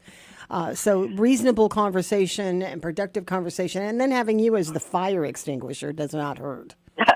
Well, another point that I would want to bring up that we're finding that we can find common ground and amend the programmatic agreement. So Patrick is already in the language on the public access plan. He's already been pushing. This is a big point of concern with many folks, is how do you get access to go look at these sites of significance, whether it would be Fenham Massacre Cave or Points on Retidian, or there was a B-52 or a plane that went down on Sumai, different things that are on their military property that people might want to go in and take a look at. And so that came crashing down. The person that they had that was in charge of that access program has left, and so they have not replaced that. And so there's a lot of angst in the community about that. So we're pushing to say that if you don't come up with somebody, then we want to help you create this intergovernment entity of what that could be like. And they had somebody like a GS 13 or 14 that had to have a degree in anthropology, etc. We think it could be a retired Chamorro teacher that puts together a group and reaches out to the schools and say, we're going to do 2 school field trips a month and do access that way. We feel the only way they were really doing access would be if somebody came from the mainland with a relative and then wanted to see something. We don't think that they were doing outreach in an aggressive, let's go to the schools and let's share this. And the other thing that we're pushing and wanting to broaden that discussion, and Patrick started this as well, is beyond. We had subsistence in there under traditional medicine, but to push that further and say that we want public access because we want to talk about hunting more, and we want to talk about breadfruit falling to the ground. We want to talk about subsistence. What can we do to push those boundaries of access? So I don't think the stakeholders know that this is the kind of discussion that's been going on between the governor's office and the SHPO of what it means to, and I think some of it has gone over to Joint Region Marianas, and about pushing those boundaries of what we think subsistence looks like beyond just going on there to pick plants, medicinal plants.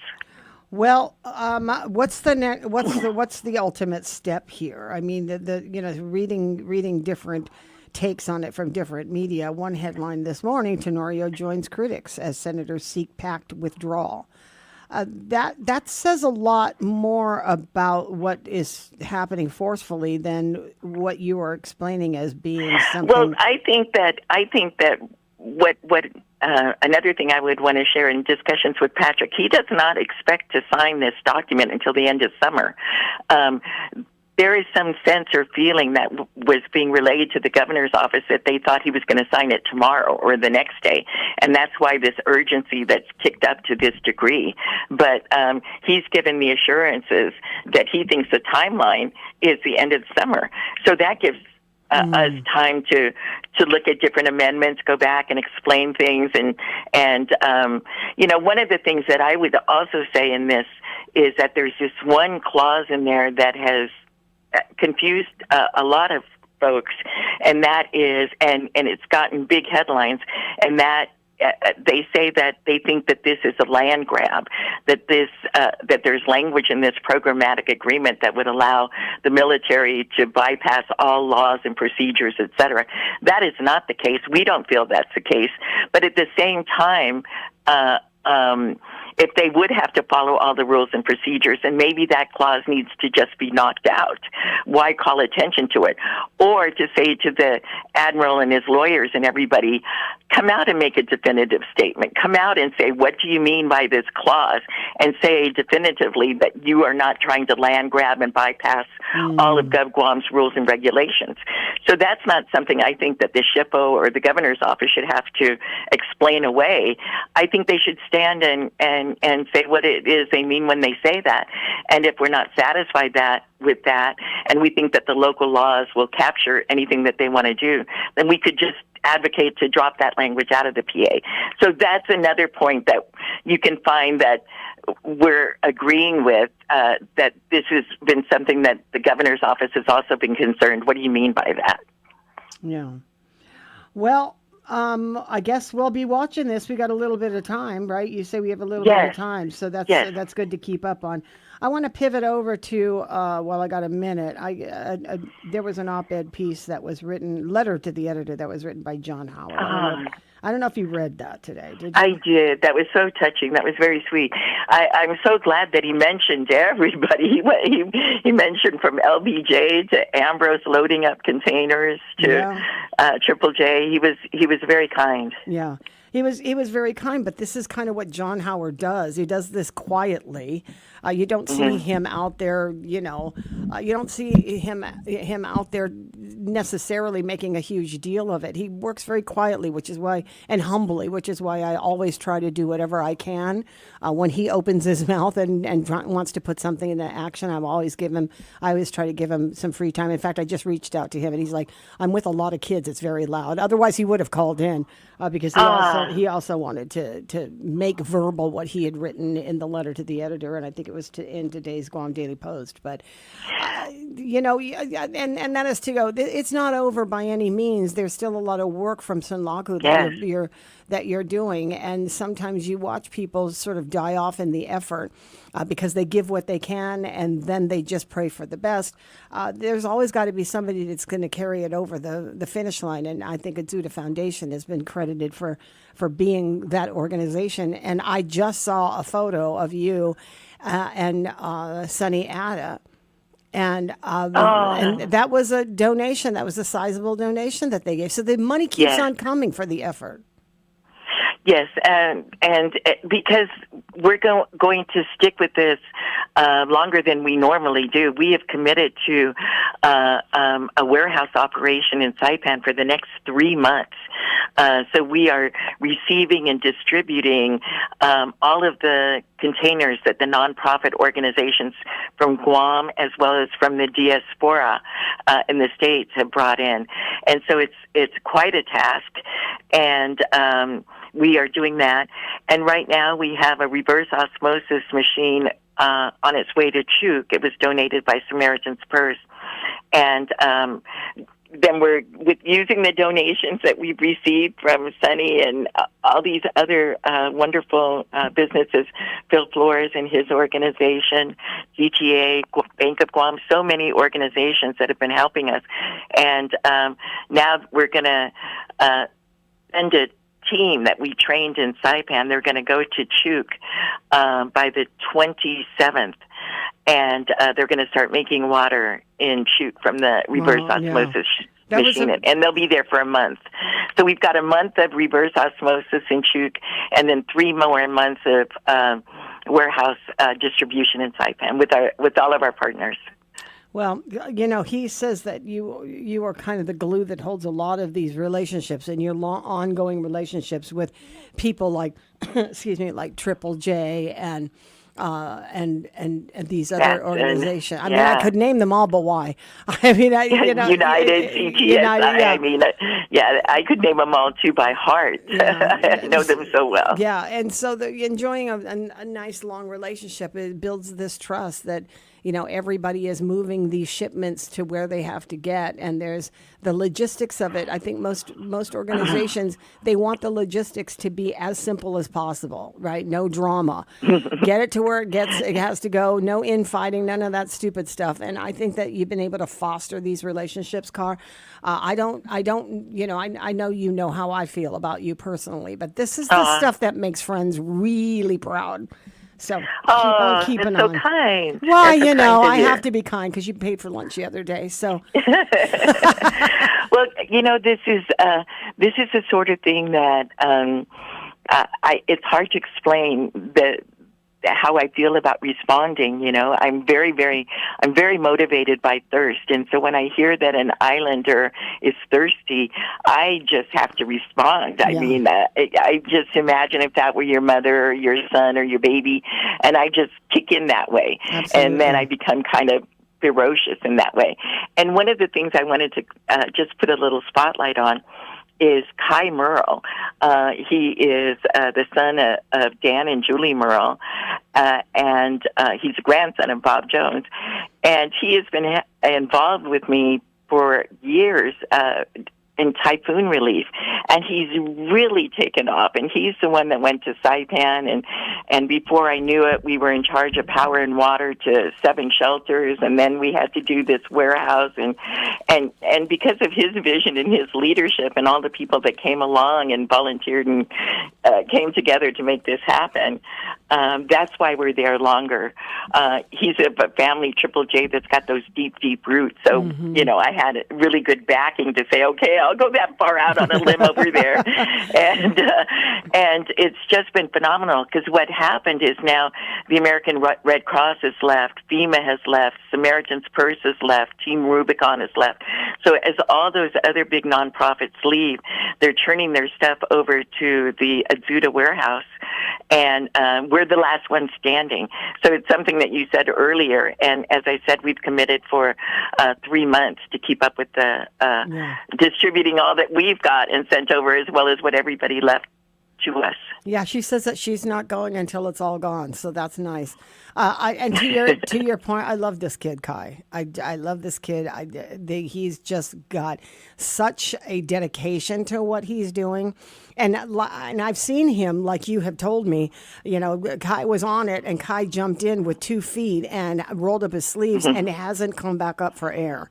So he called me a couple of times to help, and I was unfortunately I was off island, or I was going off island the next day, and there was no room to get him on the air. But I wanted to make sure that he got the he's very creative in what he's done. He has a way of thinking outside the box, and I just admire him greatly. And Dan and Julie have much to be proud of with that kid, including Bob Jones and their family. You know, the sort of thing that this young, I've always been wondering, where's this next group of generation? What are their skills? Where are they at? And now I'm really seeing them, and I'm so amazed. And so just recently, because there's so many of them that are young people, is they pulled everything together. They had their second concert the other night. Knowing that young people in the midst of a disaster, you know, you got to keep up your spirits. You got to have some fun, right? So that local bands would show up, and then entry was to bring a can of food to add to our food drive, and enjoy the evening. There were some food tents sent up there, and then there's been so many clothes donated that the volunteers have sorted it out into boy, girl, ages, etc. So then they had a pop-up thrift store, and we're selling clothes $5 a bag, and a lot of people took advantage of that. And so I'm so happy that, you know, a family could go there and with $5 get a bag of hand-picked clothes that they wanted. So I like everything that they're doing.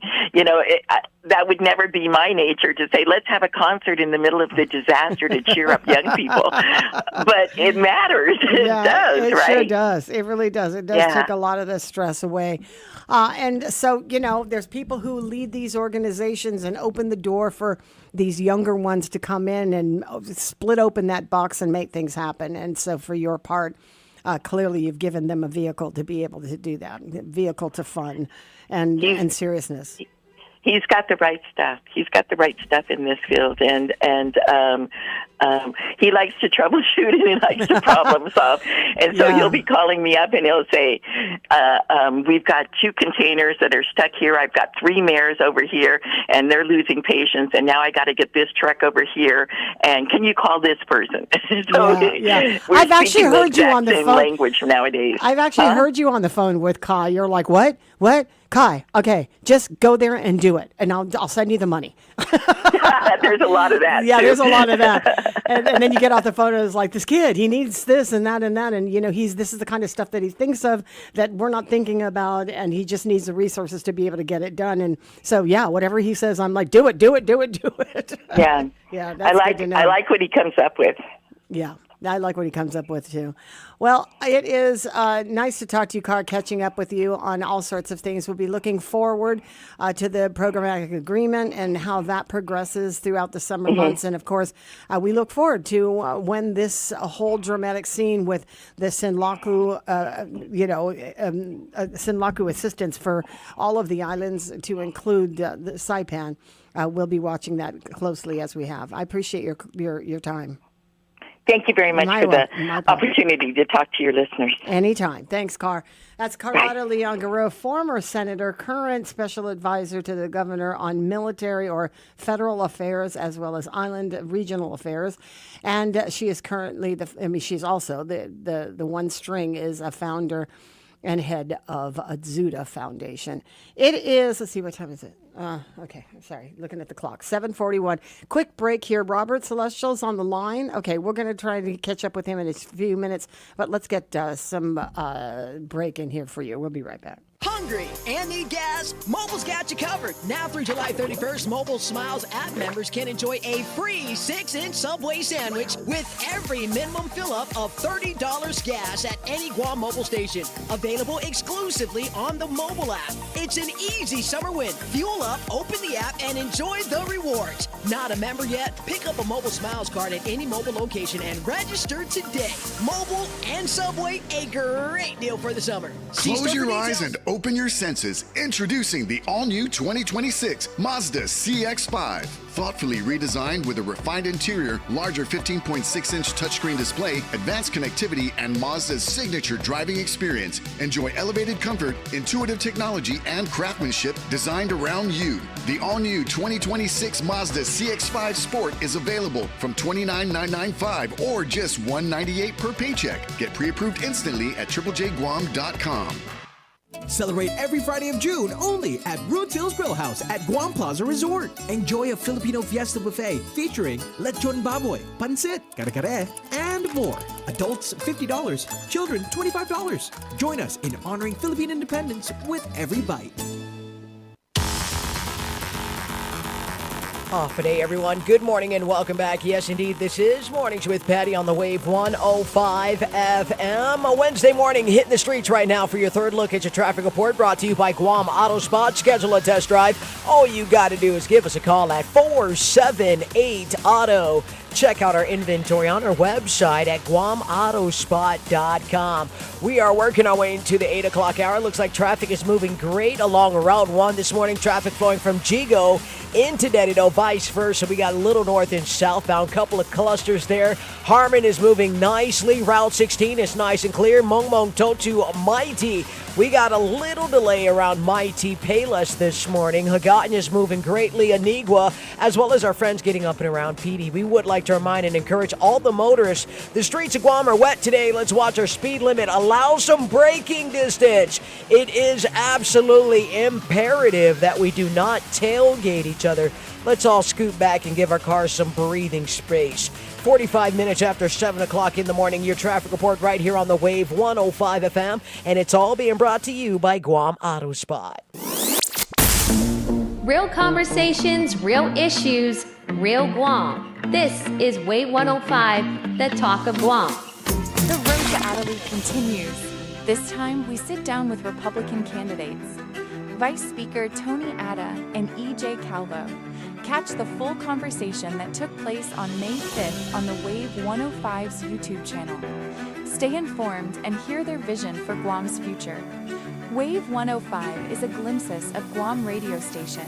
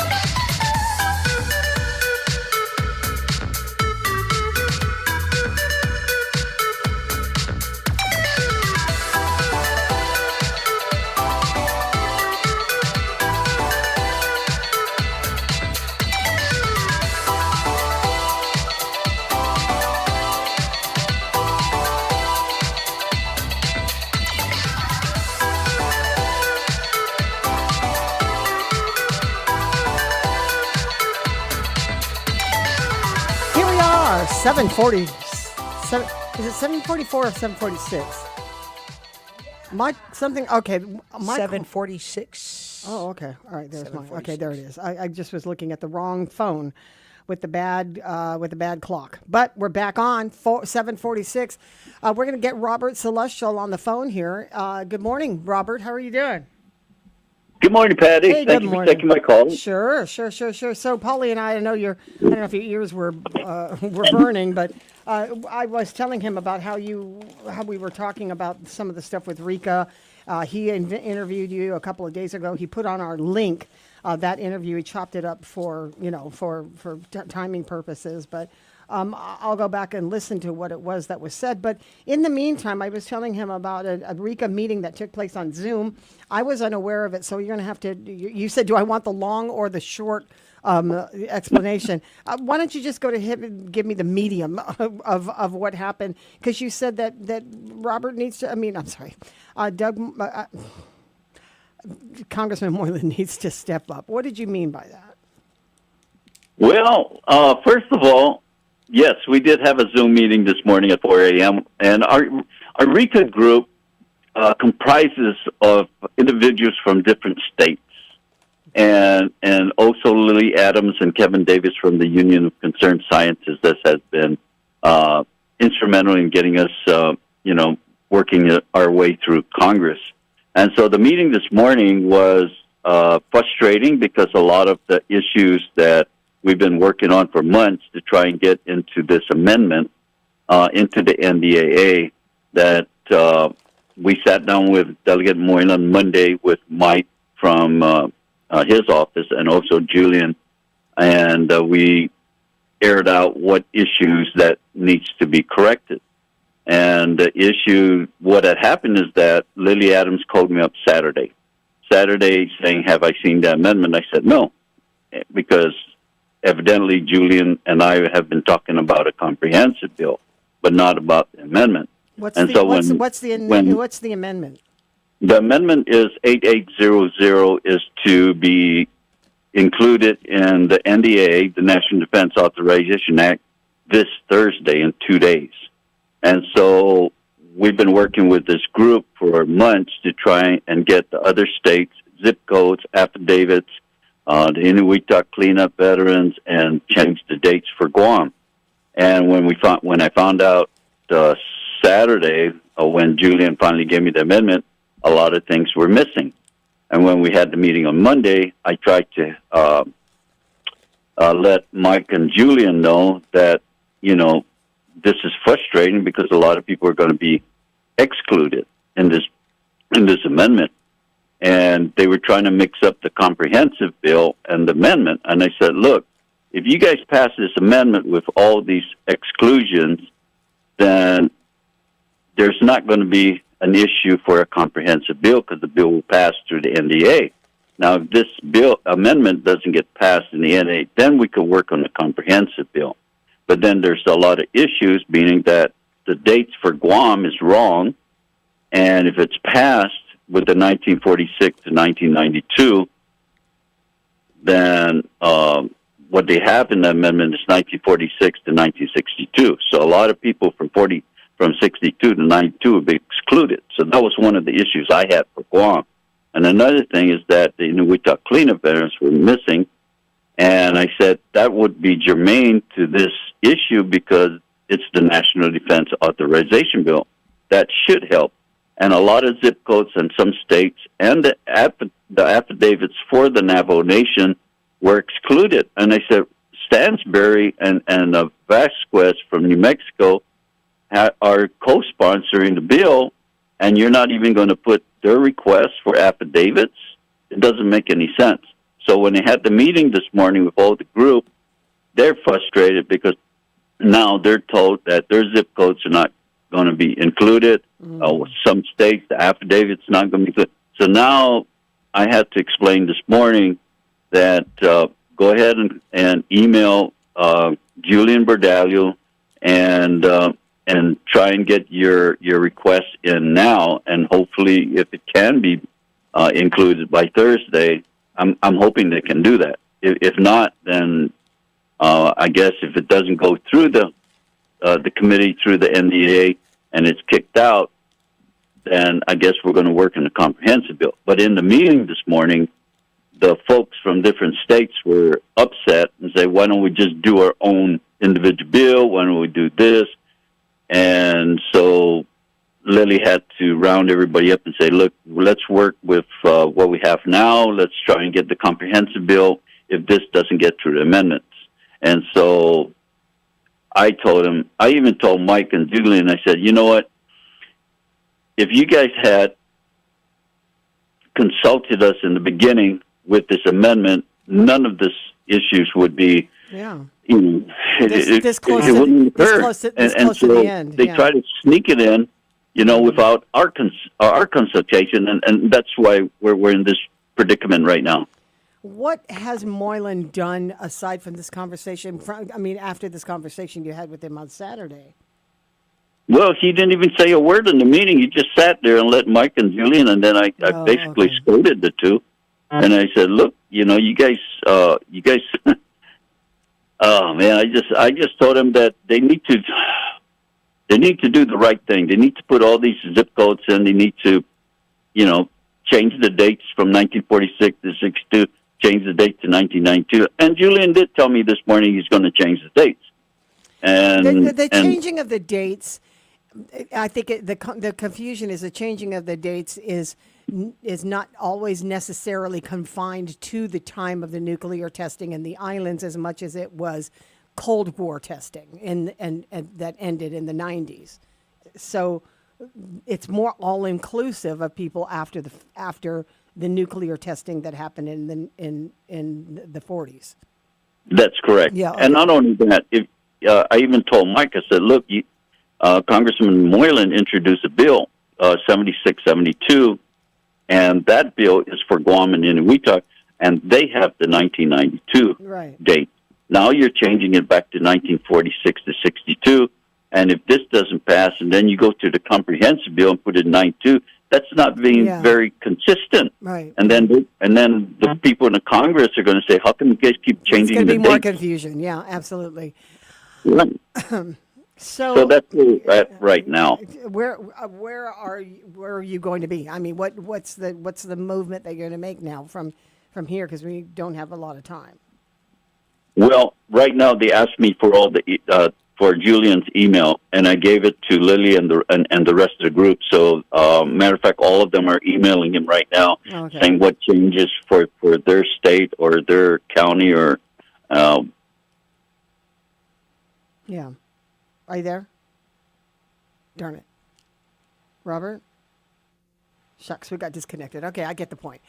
All right. Well, he'll probably text me, but I think that we got the gist of what's happening. The confusion over this has been decades old, and I came into it more into the mid to late 90s, and to have such comprehension of this. You have to go through a variety of sources because everybody has a different perspective of how we're going to finally get compensation. And sometimes we just feel like we're not even closer. Hello? Yeah, there you are. I was just trying to encapsulate for the audience that, this is a very deep, complex issue. There's a lot of dates, there's a lot of facts, there's a lot of emotion, and there's a lot of pushback from this federal government to avoid having to pay out these compensation claims. But the fact of the matter is that we have a Radiation Exposure Compensation Act. And it has to be, if you're going to add one or two states that were under this testing, back in the desert, in the desert during those days, you can't exclude the people who were victims of the fallout from 1946. So it becomes a complex issue, and then as the rules are changing, and as more and more people are leaving the scene either through death or because they've not won a re-election or didn't run for election. You've got several stories out there, and it's people like you that can, that have helped even secure positions for the states to be included in RICA, much less having to fight just for Guam. Paulie was saying a little while ago when I was talking to him this morning about he was disappointed in Congresswoman Kimberly Hines because it looks like she's not making a point for CNMI. That's correct.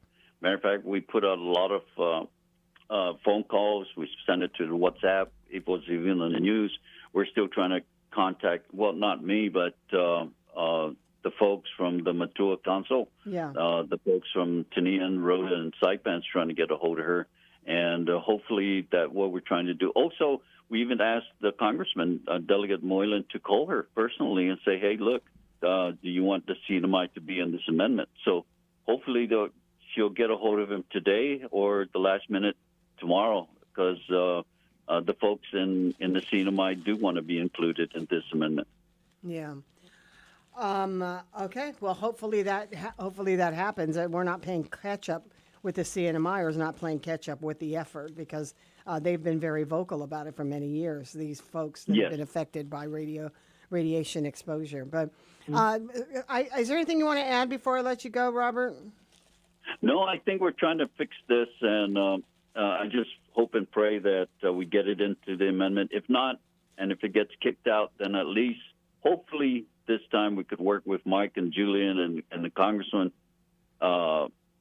and work things out, and get the comprehensive bill correct, because the folks in the states They're frustrated. I'm frustrated, and we could fix this, and the only way we could fix it if we communicate correctly. So that's all I have to say. I appreciate that. Thanks so much for this. I appreciate the time that you take with me to include us in all of the communication to help us better understand it in the media. Robert, have a wonderful day. Take good care, okay? Thank you. All right. Okay. All right. It's about a couple of minutes now before 8 o'clock in the morning. I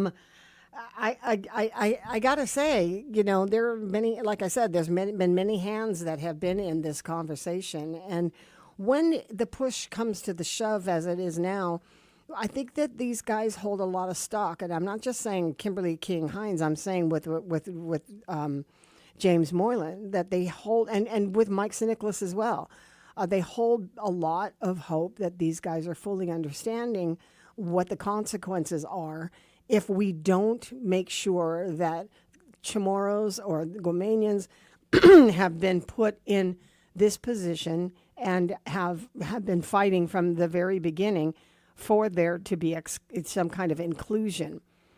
They have a whole formula on the types of compensation that people can receive on Guam for a variety of cancers that are also very specific to this. And like I was telling Polly, having been a part, as a viewer to this meeting that they had back in Vegas last month, there's a lot of states that are well ahead of us on the representation of how things are going in their particular jurisdictions. And I think this Presume Act, I'm not sure whether or not it's a reality for people like Guam, places like Guam, but the reality of the situation is in these fallout areas, in these deserts, in Nevada, New Mexico, and the like, they have fashioned some policy that would make it easier to identify who these people are by presumption. They were in the area. They did work in the industry. They were assigned to these positions through the military, and it all falls in within the same years that they would be exposed. And again, some of them are not able to actually prove their fact that they've been exposed because their jobs were top secret. And so this Presume Act basically presumes that you were in the right place at the right time and you had the right disease. As much as that sounds, not very nice to say, but the point is, if you're going to qualify, then you have to have all of the right stuff. And so many people did, but they just certainly couldn't prove it. It's a tough battle, and it's been an uphill climb for these guys for a while, which is why we tend to have a soft spot in our heart for their concerns, and we'll do what we can to talk about it. Right now, we're going to have to go into some news with Associated Press. We've got some traffic with Dice and some weather here on Mornings with Patti, KGUM-FM in Dedito, Guam. AP News, I'm Ed Donahue. Iran's foreign minister says the tentative deal to end the war with the U.S. would require Israel to withdraw from Lebanon, and Israel has said it's not going to do that. At the G7 summit, President Trump is focusing on Iran and its nuclear program and the reopening of the Strait of Hormuz. He would like to see Israel get out of Lebanon. I didn't like it, not at all, but I think that Syria, he's pulled that country together amazingly quickly. He's very capable. And he's been very good for me. He's protected everything that I've asked for, he's done. And if Israel can't do the job without killing everyone else, he'll do the job. Syria will do the job. A signing of the Iran agreement is set for Friday in Switzerland. The dismantling of the Education Department continues. The Trump administration is moving oversight of special education and civil rights out of the Education Department and to other agencies. The Department of Justice will handle enforcement of civil rights, while the Department of Health and Human Services will oversee special education. The Department of Justice will also take over work protecting student privacy. Trump campaigned on shutting down the Education Department and moving education back to the states. Legally, only Congress can close the Education Department. I'm Lisa Dwyer. Tracking data shows the B-52 involved in a deadly crash during a test flight at an Air Force base in California made a sharp right and then nearly completed a 180-degree turn before plunging to the ground at nearly a mile a minute. All 8 people on board were killed. A man accused of shooting 2 National Guard troops near the White House last year, killing one of them, pleaded not guilty to new charges. It would make him eligible for the death penalty if convicted. Stocks are mixed at the closing bell. This is AP News. Infant mortality in the U.S. dropped to an all-time low last year. To below 5.4 deaths per 1,000 live births. That's considered a significant decline from about 5.5 in 2024 and 5.6 per 1,000 live births in the 2 preceding years, translating to hundreds of fewer infant deaths per year. The CDC posted the data in late May, but Tuesday issued an in-depth analysis. While the U.S. rate has gone down over the decades, it has remained higher than other high-income countries, which experts attribute to poverty, inadequate parental care, and other problems. I'm Julie Walker. Tom Holland apparently confirmed he and Zendaya tied the knot. Holland addressed wedding rumors during an interview. When asked about whether he told family after images circulated of what appeared to be his wedding, he said no, because they were all there. I'm Ed Donahue, AP News.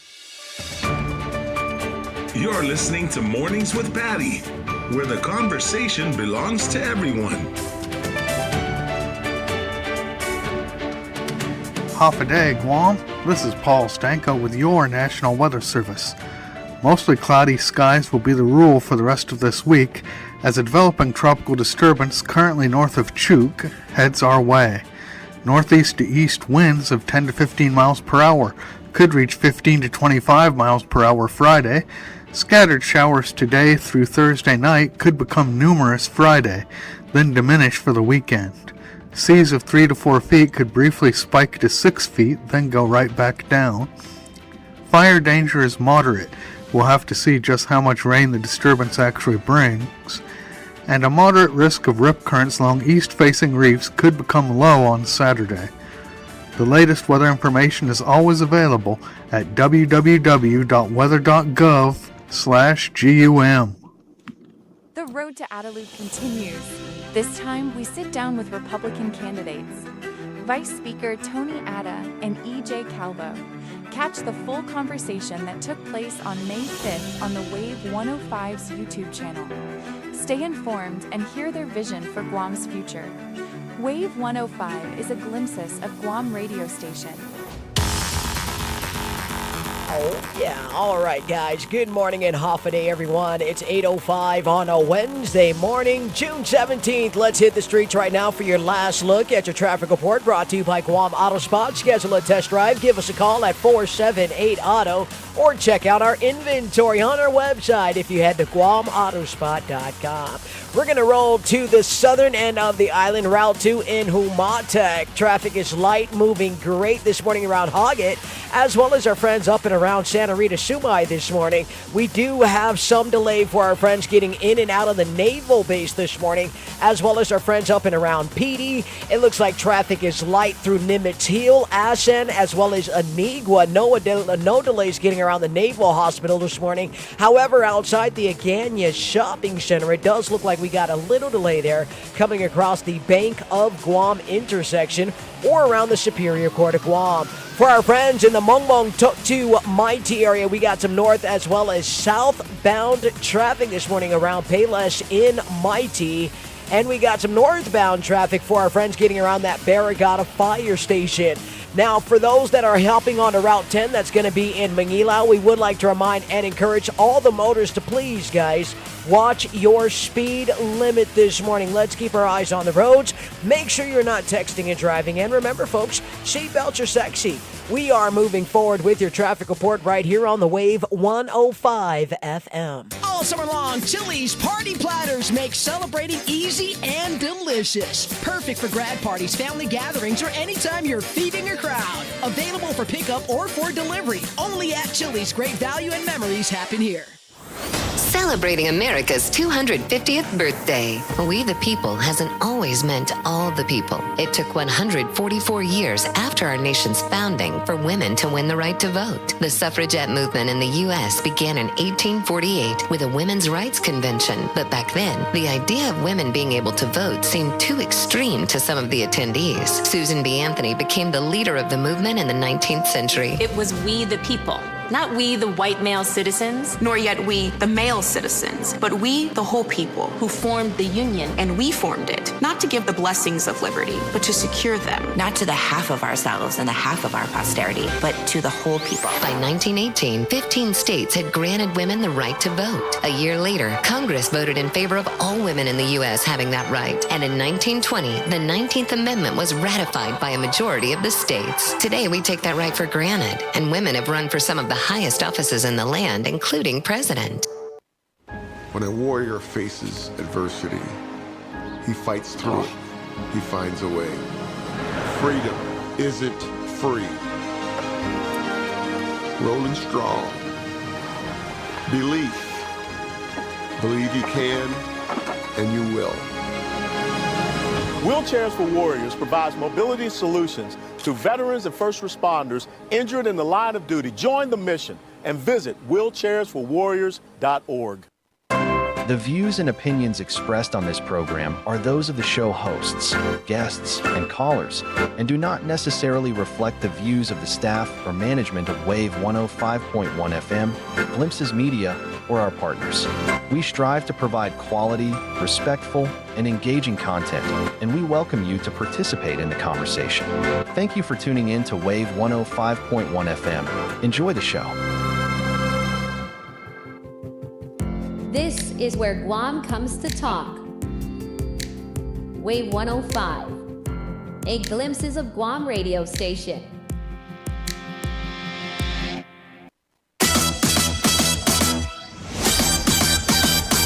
Feeling high, summer smoke a lime. Mirror says, woo, gonna do some harm. I'm the one, yeah, I bring the charm.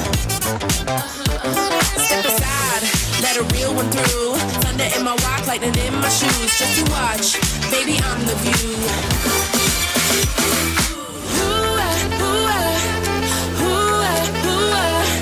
105.1 The Wave is the talk of Guam.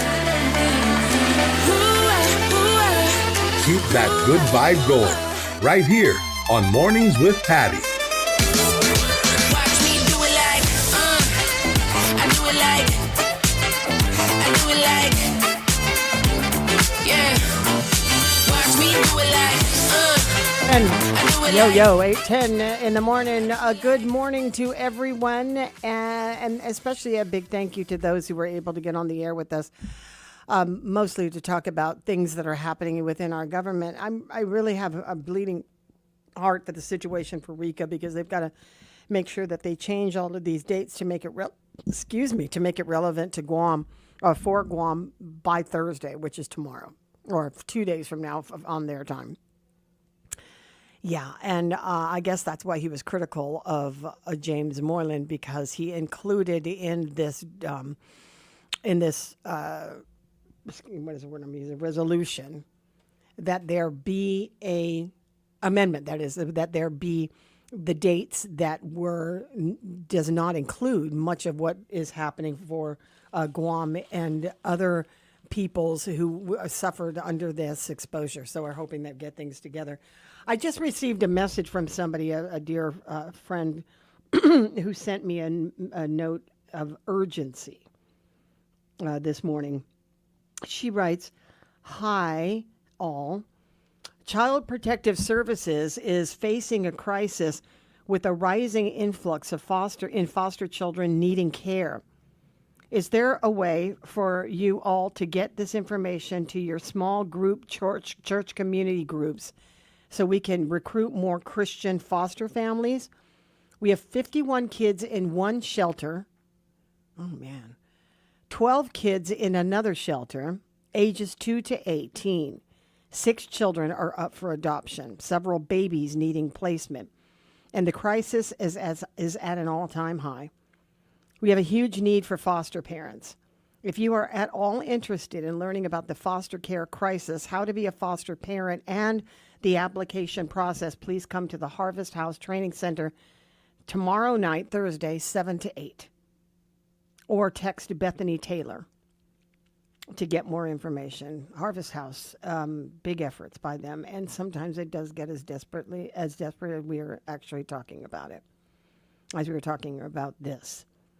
The foster care program was a source of a lot of criticism for a while there because people were having a hard time getting through the application process, that it was just cumbersome and it was very exact, and it just really turned a lot of people off. I know this only because I have a friend who and his wife were trying to foster some kids, and they didn't have any children, and so they were two adults working. They've now since moved, but they have two adults in the house who are working, had plenty of time to foster kids, and they wanted to be able to do so. And he was just complaining that it was so difficult to get through that application process. And so over the years, and thanks to, partnering with the Harvest House, that they have been able to streamline the process and make it much easier, for at least more friendly. That they're still going to require an awful lot of qualifications to do so, but they definitely have done quite a bit to be able to make this process more friendly. I don't know how many foster parents might have been lost over it, but I guess that's water under the bridge at this point.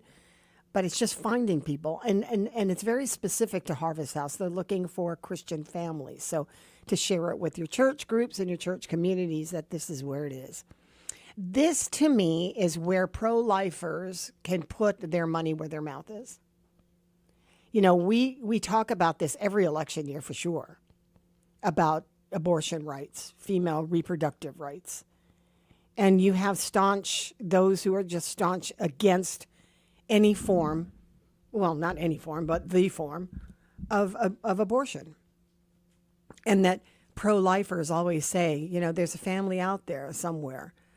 And a lot of times I've seen this in elections where the pro-lifers will go out there and proclaim that they are pro-life, but they're pro-life only when it comes to birthing children.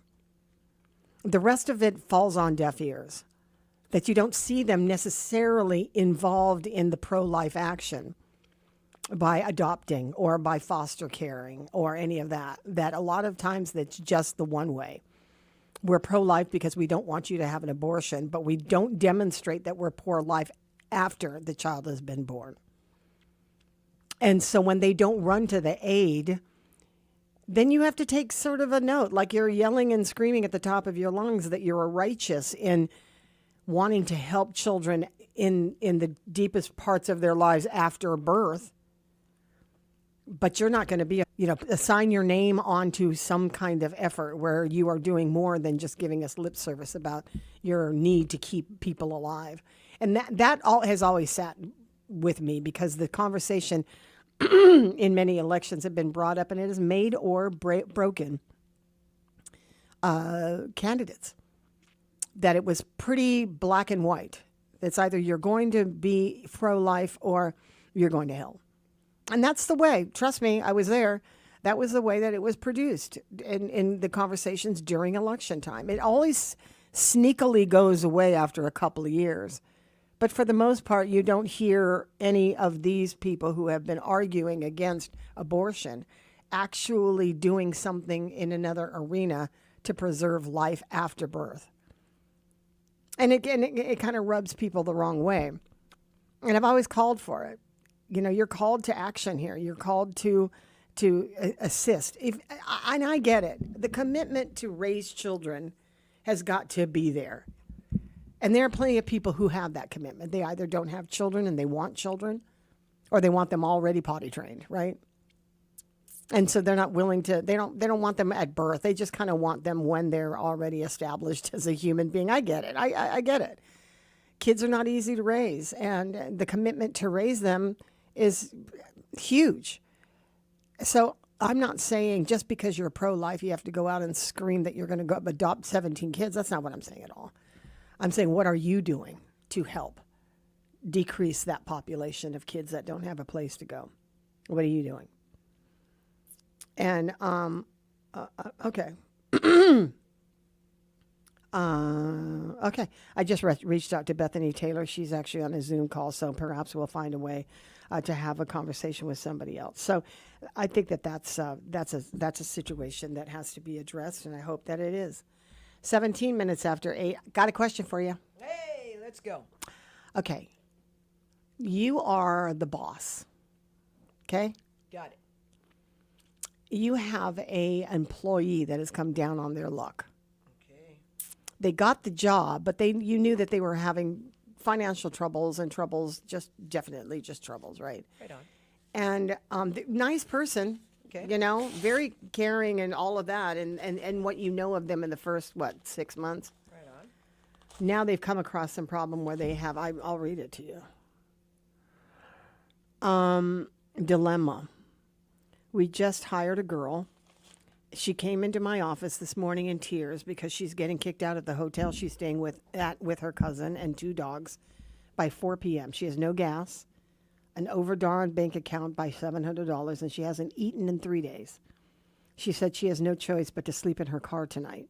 She's more worried about not having a fresh pair of clothes to wear when she comes to work tomorrow and being able to take a shower. She just came back from lunch and told me she went to a pawn shop to pawn her Michael Kors purse so she can get gas. My heart wants to help her, but at what point is it unprofessional? I offered her to come to my house tonight and take a shower, do a load of laundry, and eat. We're just now waiting on her background check to come back so we can get her moved into one of the get her moved into apartments that they manage. She doesn't want to accept my offer to come over tonight because she's embarrassed. I get it. They're the boss, right? And they don't want to cross the line. And so, I don't know. I'm kind of a sucker for stuff like this anyway. Right. That's a tough situation. It is, because to me, it's more about ethics and morality. Helping another human being when they're down and out and they don't have clean clothes, they don't have hygiene, and they don't have food. And gas is needed to get around and to maintain your job. So I said, maybe you should buy her a gas card or let her use laundry facilities at their apartment units and maybe even get her a gift certificate for at Walmart that she could pick up maybe clothes, she could pick up food while you're waiting for this. I guess they do a credit check to see, or they do a security check to see if people are able or eligible to to live in some of these apartment buildings. They do that all the time. I said, it's the right thing to do. This is kind of what Jesus preaches. It goes beyond professionalism. It goes into humanity. So choose wisely. And she said, well, we actually we had an extra $25 gift card to Target that we were going to use for a giveaway, but we actually gave it to her. I said that you're on the right path. There you go. You're on the right path. If you can do that, then you're thinking toward wanting to justify as a boss to help out an employee. And even if this doesn't work out, even if they don't survive a security or a credit check, even if they are sleeping in their car and they don't want to accept help from you because they have the wherewithal to think that it's inappropriate, that in the end, however it works out, you helped.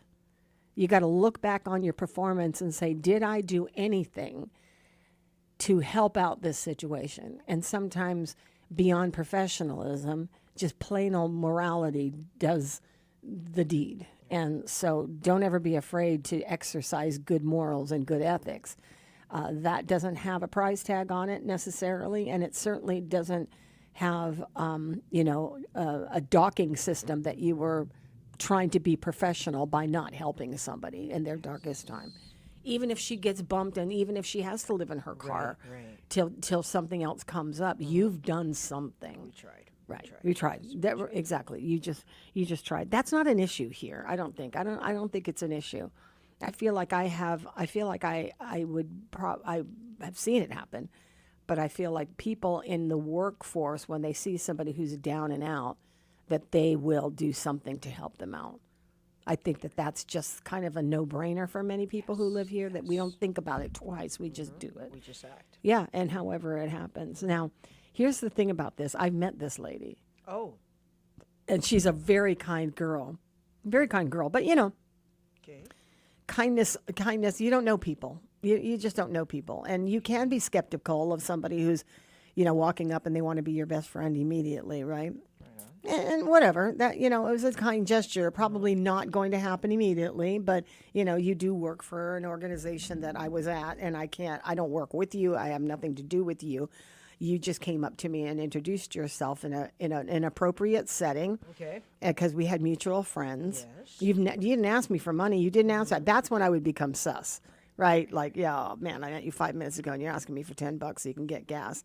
You know, I suddenly don't have the same kind of compassion. It doesn't make sense, because now you sound like a grifter. But the thing about her she was so nice, skinny girl. Okay. And she looked like she's been through some stuff. But you know what she did for a living before? Okay. What did she do? She was a dancer. She was a dancer, okay. On Dirty Dancing, the movie. She was a dancer. Oh, my. Not a strip club dancer. She was a dancer, like in the extras with Patrick's Patrick, you know, Swayze. Okay. Yeah. All right. She was one of those dancers on the big screen. And I was like, hey, that's pretty cool. I didn't ask her about it because that sounded nosy, but I was told by all of her mutual friends. She goes, oh, yeah. Okay. She was a dirty dancer in that movie. I'm like, you know, she was probably living at her best life at that time, being able to dance for that movie and get paid for it and be an extra and to win that audition and all of that stuff. You know what I mean? Yeah. She had a big career. She was probably pretty proud of it. But a lot of these people that are in that business, they fall from grace, right, pretty easily. That, you know, they're pigeonholed into one type of typecasting for these characters that are being played, and they can't ever find a job outside of that. You know, and she, you know, she was an actress. And I'm like, yeah, man, you know, we've seen the fall from grace. Oh. You know, the fall from grace of some of our celebrities. Where are they today? Yeah, exactly. Where are they today? Where are they today? Well, sleeping in their car. You know, sleeping in their car. Sleeping in their car. This is a tough business if you want to be in this business. You know, like that. You know, you go from one audition to the other to determine whether or not you got. And so it's feast or famine. Now you're going to make a whole lot of money, or you're not going to make any money at all.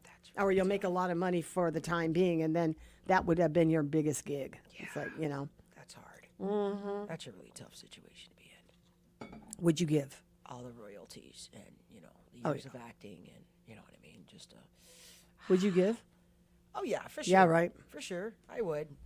That was the best advice I could give this friend. I would treat them like anyone else, you know what I mean? You see a stranger on the road, regardless of their background or whatever, you do try to help. But inviting them into my home, I might need a little background check. I might need a little. Well, I will offer what I can. I mean, this is her boss offering to bring her to her house and get a shower, get a meal, do her laundry. Yes. The staying overnight is a little much, but if you give her, you know, a little extra cash or a card to get someplace that she'll figure it out. I'm not just going to leave her out there like that. Yeah, we can't do that. Yeah, but she's also got a lot of pride in not accepting the good, kind nature of, you know, having a shower and all of that stuff. But I see.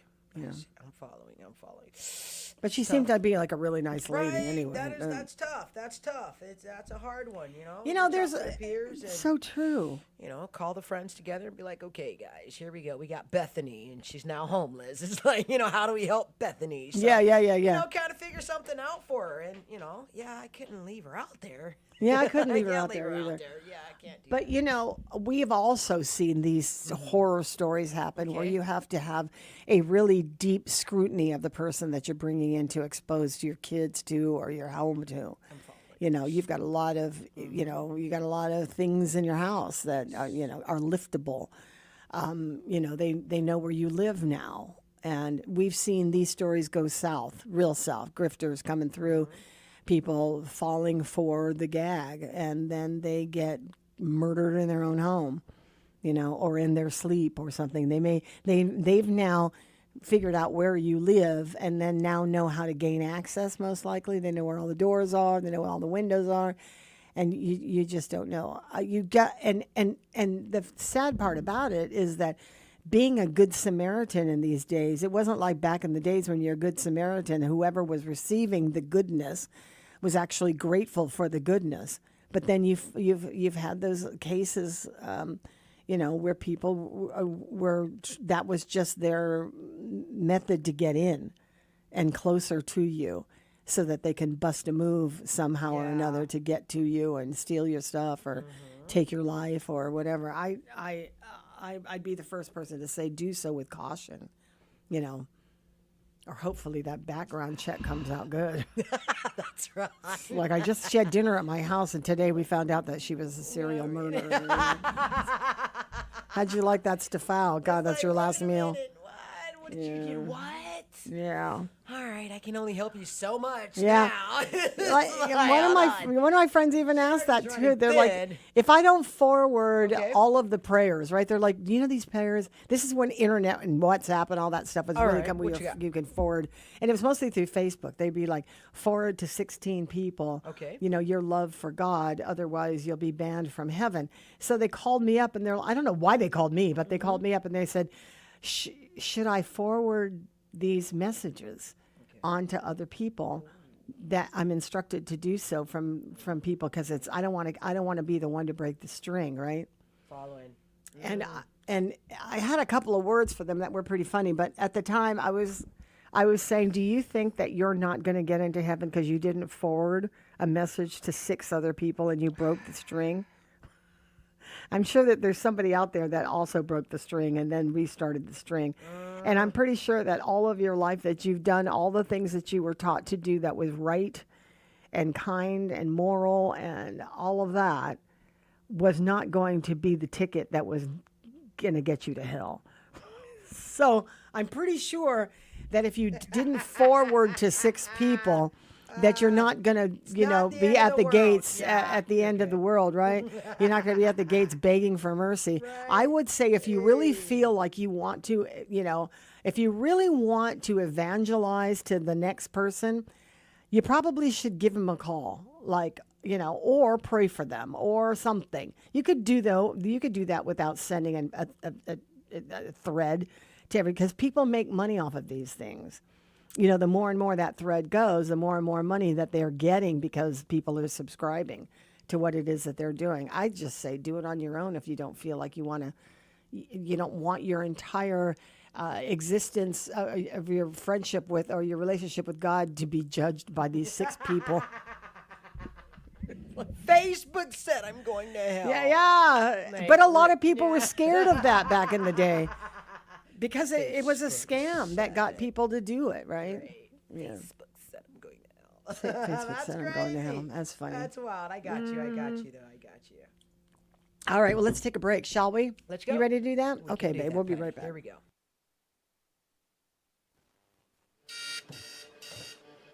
Where's my phone? Where's my internet?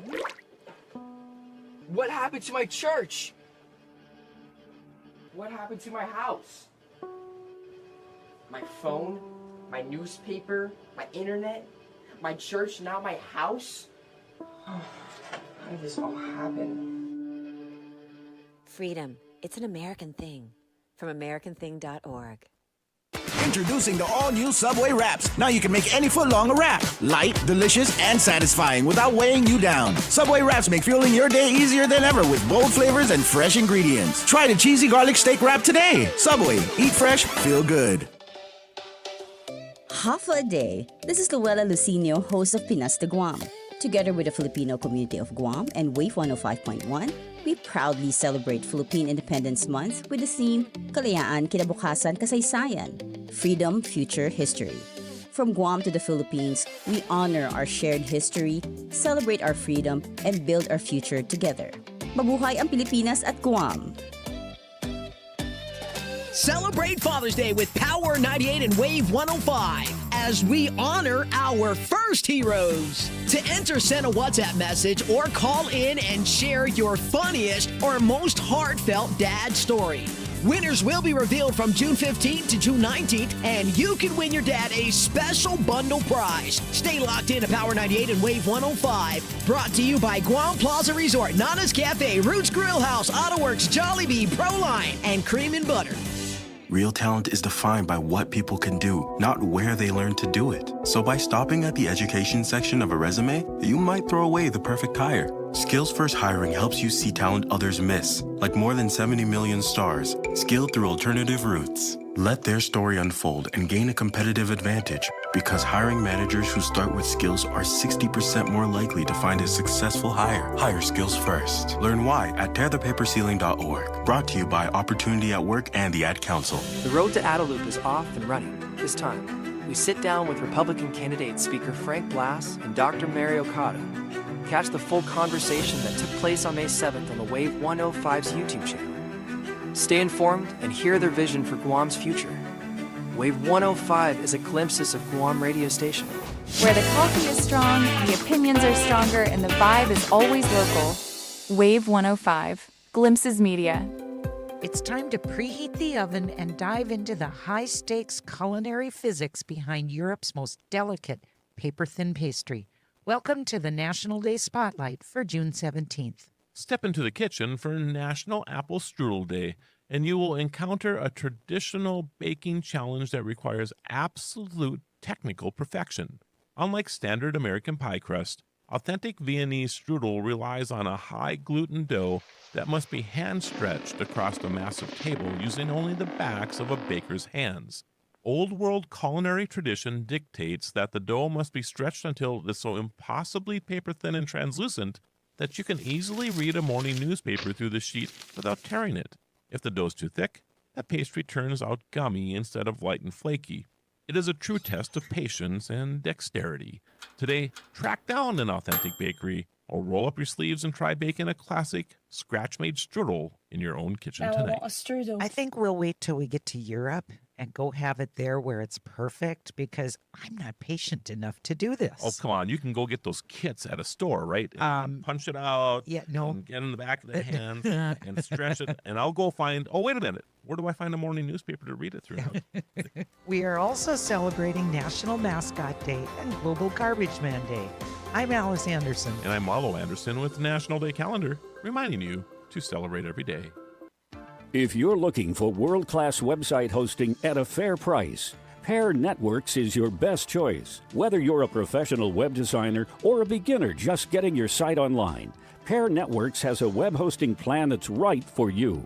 Log on and learn more at pair.com. That's PAIR.com. Pair Networks, world-class web hosting at a fair price. Visit us at pair.com. Pair Networks. Registering a domain name on the web? You should know about Pairnick. Pairnick offers .com names at a great price with quality service you expect.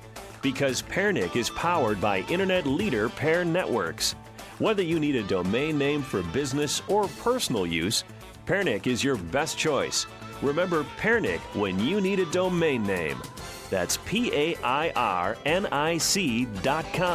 Pairnick.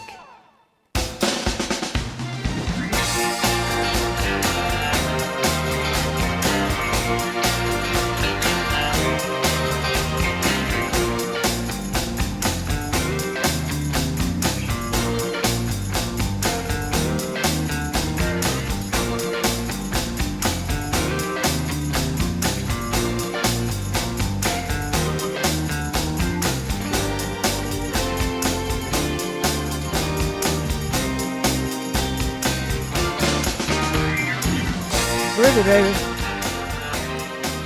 Groovy indeed. You know what's really cool about taking this stressful? This is stressful. What's up? What's on your Well, mind? it's stressful for me because, you know, when you've got like kids in your family, you got young kids. Kids in the family. Yeah, okay. you got the two girls, right? Got it. Kids in the family. Kids in the family. And so every day they need something to do. Okay. And every day you're the person who has to do it. Right. Oh, doesn't hurt your feelings. Okay. I was thinking No. like No, I want to be the one that they call on. Yes. Yeah. Oh, yeah. Totally.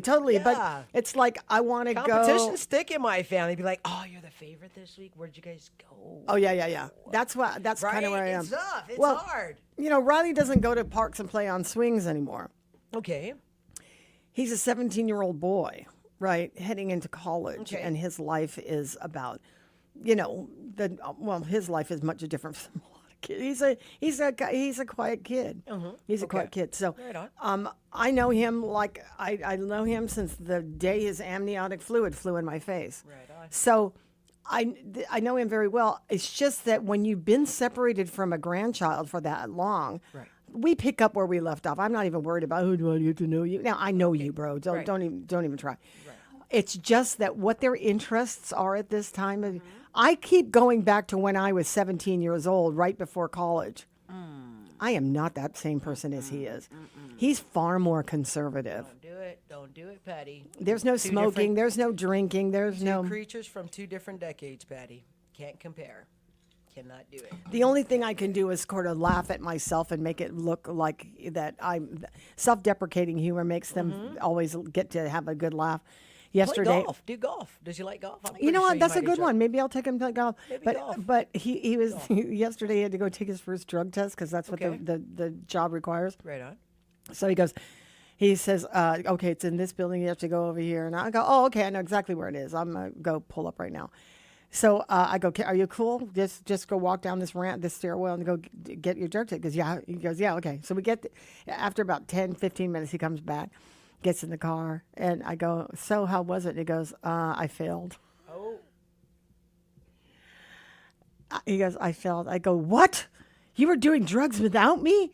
And then he busted out laughing. And so I said, you know, back in the day, you never had to take a drug test to go to work. Wow. Now they're testing 17-year-olds for the kind of drugs that 17-year-olds are taking these days. Test them all. You never know. You never know, man. Times change. We're in a whole new generation right now. Yeah, I mean, would my first employer ever think that I, needed to take a drug test? Right on. No, he didn't, because I wasn't doing drugs at 16 years old either. So times have changed so much, but the cool thing about Makes it is more comfortable though in the workplace, you know. Absolutely. Feel more safer. Be like, oh, here he comes, bro. He's really on. Oh, he's all. You know what I mean? Totally. It makes it more comfortable in the workplace. I think. Yeah. Oh, absolutely. Less toxic. Yeah. But also, what is interesting is like I'm taking him around. I'm like, oh, I think we need to get you some new things, or we go to stores or whatever. Shopping. Yes. I am the girl you want to go shopping with if you are in my family. Shopping. Yeah. So we're out shopping and doing things, and he will look up every once in a while, and I'll ask him, does this look familiar? Could you get home from here? That kind of stuff, right? Do you know exactly where you are? And he said, not without a Google map. I said, okay. Do you see anything around here that is familiar to something you might have done when you were a kid? Sometimes it is, sometimes it's not. Right. And so I said, how about you want to drive? Because he's got a permit, right? Okay. He should have had a driver's license, some people feel, but whatever. To each his own. Mm-hmm. I said, do you want to drive? Because I found out yesterday he has a permit. Hey, and I said, you never drive.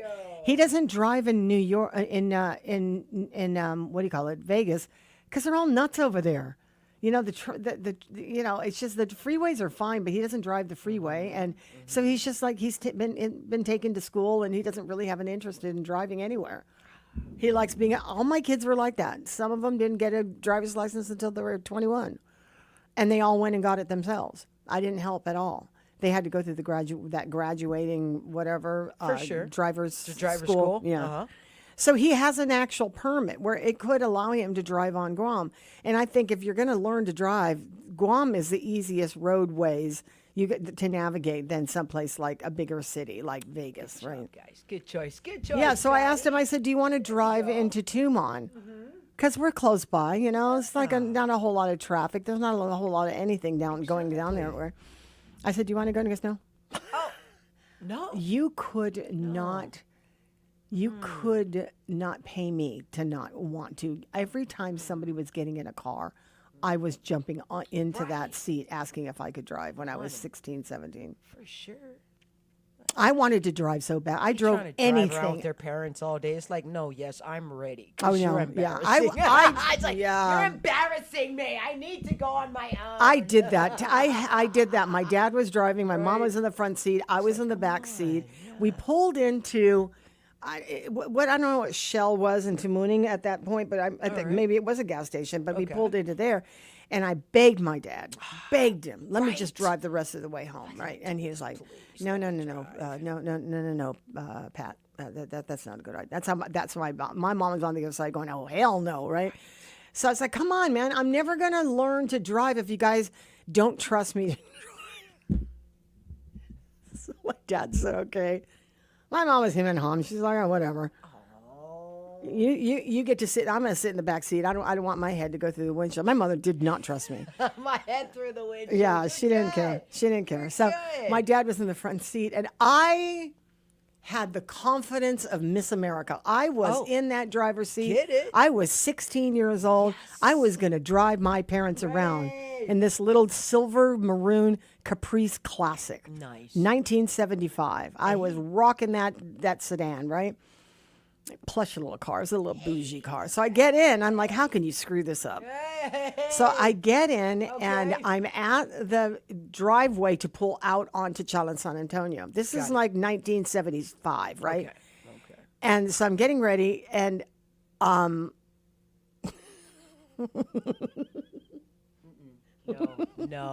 No, this is not good. This is not good. My dad said, okay, I should wait for you. She's answering the phone. Anyway, my dad said, okay. Shoot, I can't even tell the story. It's so embarrassing. My dad said, okay, after the second car, safely turn right into the far outside lane. That sounded like engines up and you're in a 747 truck. I go, what? And he said, after the second car coming this way, make a right turn and pull into the outside lane. So I'm going to be on the edge, on the right against the sidewalk, right?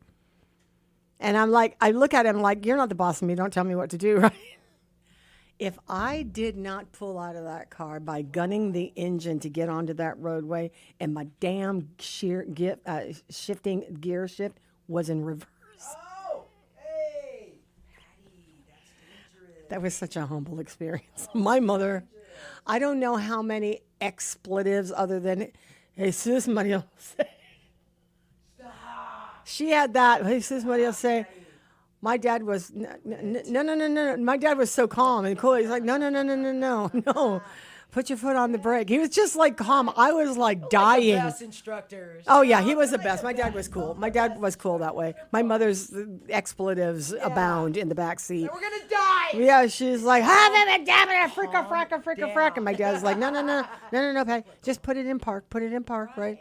Just put it in park. And in the meantime, I gunned that gas pedal in reverse, and the whole world stopped in that car. Never again was I in that driver's seat where my parents were involved. Never. Good job. Is this Pete? Good morning, Pete. Hey, Pete. Good morning, Patti. Long time no talk. It's been a while. I've been seeing you on Facebook and other places, though. I've been just trying to, keep it a little low profile for lately, but I've never heard you. I've never heard those words come out of your mouth, but okay. Yeah, no, I really just wanted to call this morning. I know that a lot of people have already spoke about the sad passing of Chief Steve Ignacio. Yes. And, I had the opportunity to briefly work with him while I was in the police department, but more so I got to know him later when I returned back to Guam, dealing with different issues and different, projects. And I just, got to say the guy was always open, always willing to have a conversation, very collaborative. And one thing that I really sensed was he loved the department, and he wanted what was best for the department and for the rest of Guam. And he was always trying to improve. You know, there's a lot of people that come and go, and they sit on the seat, and it's mostly just status quo. But Chief Ignacio wanted, you know, that he lived and breathed Guam Police Department and wanted, you know, to just increase its capabilities, increase, you know, manpower, increase morale.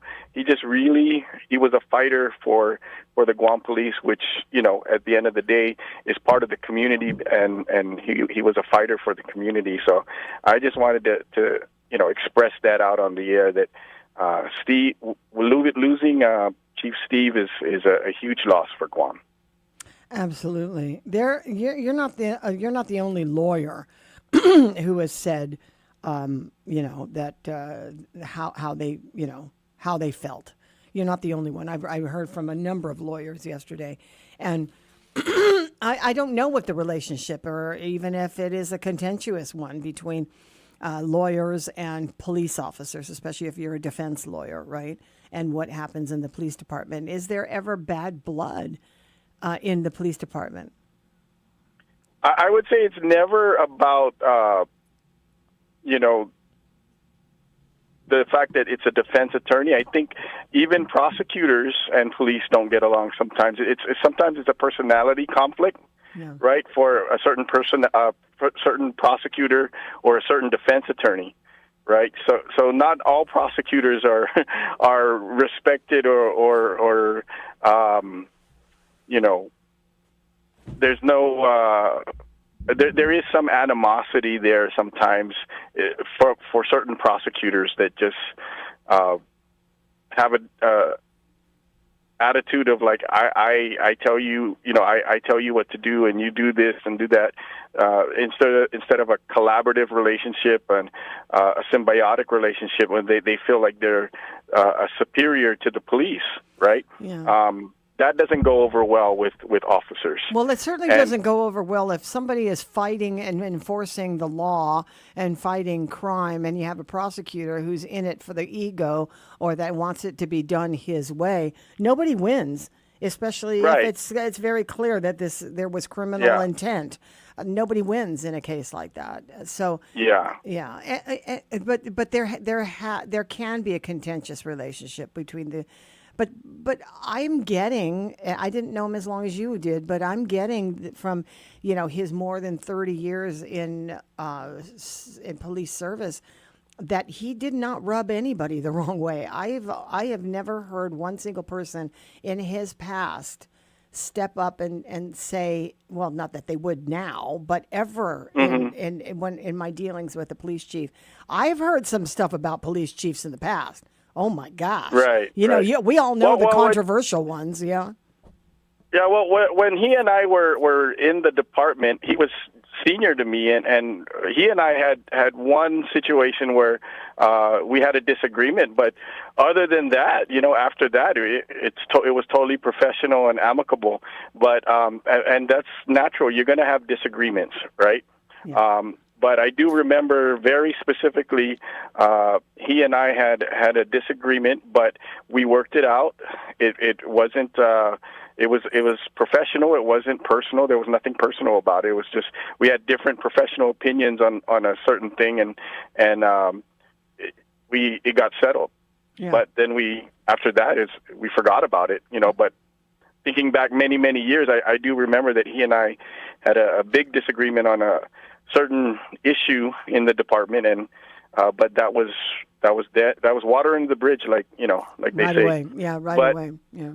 Yeah. And then the other thing I wanted to talk about or pick your brain about is, what do you think about these new candidates for office? Not the incumbents or the I don't like to say recycled, but well, they are recycled. There's no question about it. I've said the word too. But some of the new names that have never been in political office, it gives me a little bit of hope and optimism. I've been watching them and listening to them, and they all have the passion and they're saying the right things.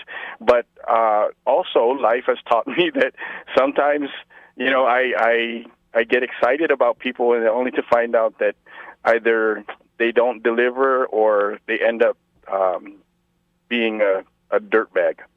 Well, for lack of a better way to put it. I was in receipt of a survey that was done, and it was before I left on vacation. And then I got the same one after I got back, like, hey, we're still out here waiting for you. What do you think about this survey? And surveys, I got to tell you, I don't really trust them, because I think that sometimes they say that you're going to be anonymous, but you have my phone number. So you're going to be able to say who, you might be able to tell who I am. Anyway, so I didn't take the survey. I just read the survey. And it was clearly manufactured by, created by the Republican Party.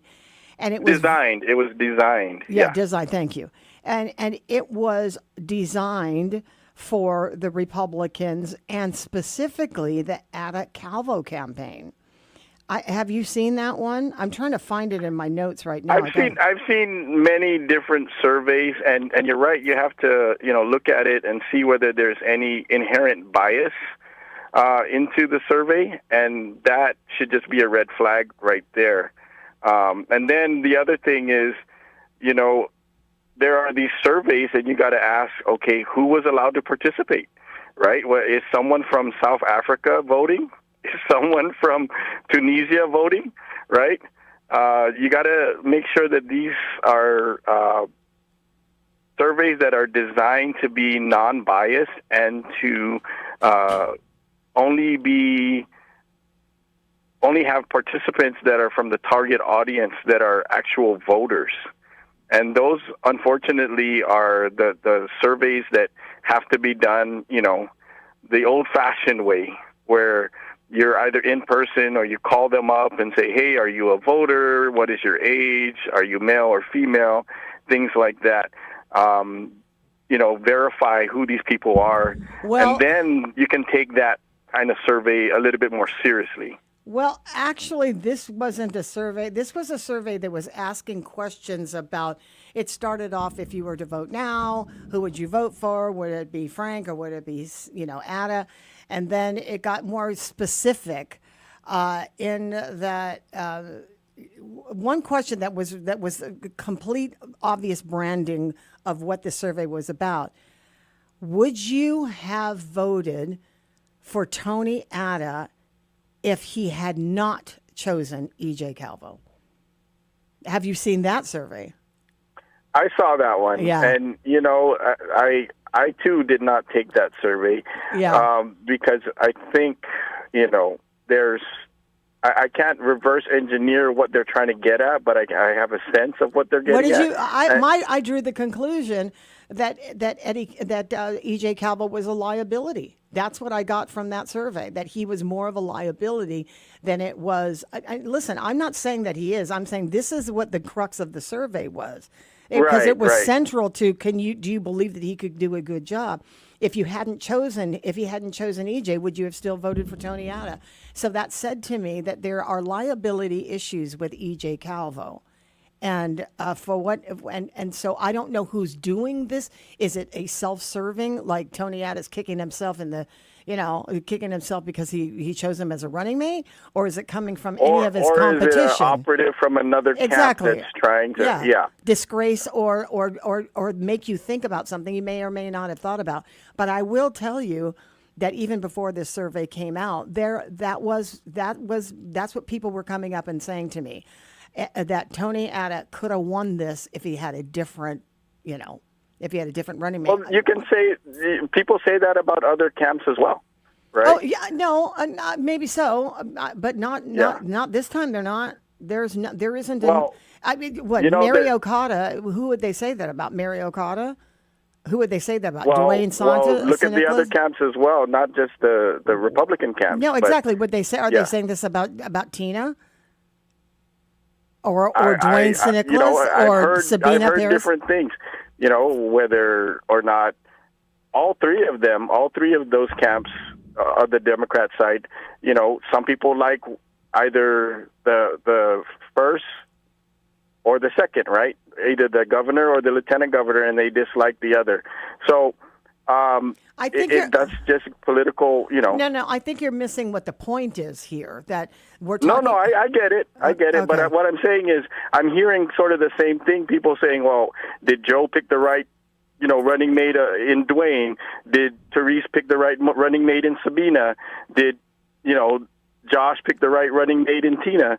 Those are the same, types of whispers. No, Yeah. okay, but my point goes beyond whether or not they picked the right person, because they picked the right person with experience or of knowledge or have served in that capacity. You're taking, I think what the survey was asking was that because some of the other questions were leading to his qualifications. Do you take somebody that young who's come from the private sector and had some real great accomplishments in the private sector, but he wants to be the lieutenant governor now? Is that a viable jump? That's my takeaway from this survey. I didn't fill it out for a number of reasons. That's because I didn't want anybody to know it. And I don't usually take those if I don't know if I don't get the opportunity to find out what the survey was actually saying in the end. Like what the numbers represent. Actually though, Patti, a lot of people who actually understand the role of the lieutenant governor would say, "Oh, well, a guy like that is actually overqualified for that job." Yeah, this is true. I also come from a school of thought that a lot of people have come from that yes, we do need newcomers. Yes, maybe there is. I mean, it's happened before. We've tossed everybody off the ballot and had all new people in, and they got to show they had to start somewhere, and they've also done a great job.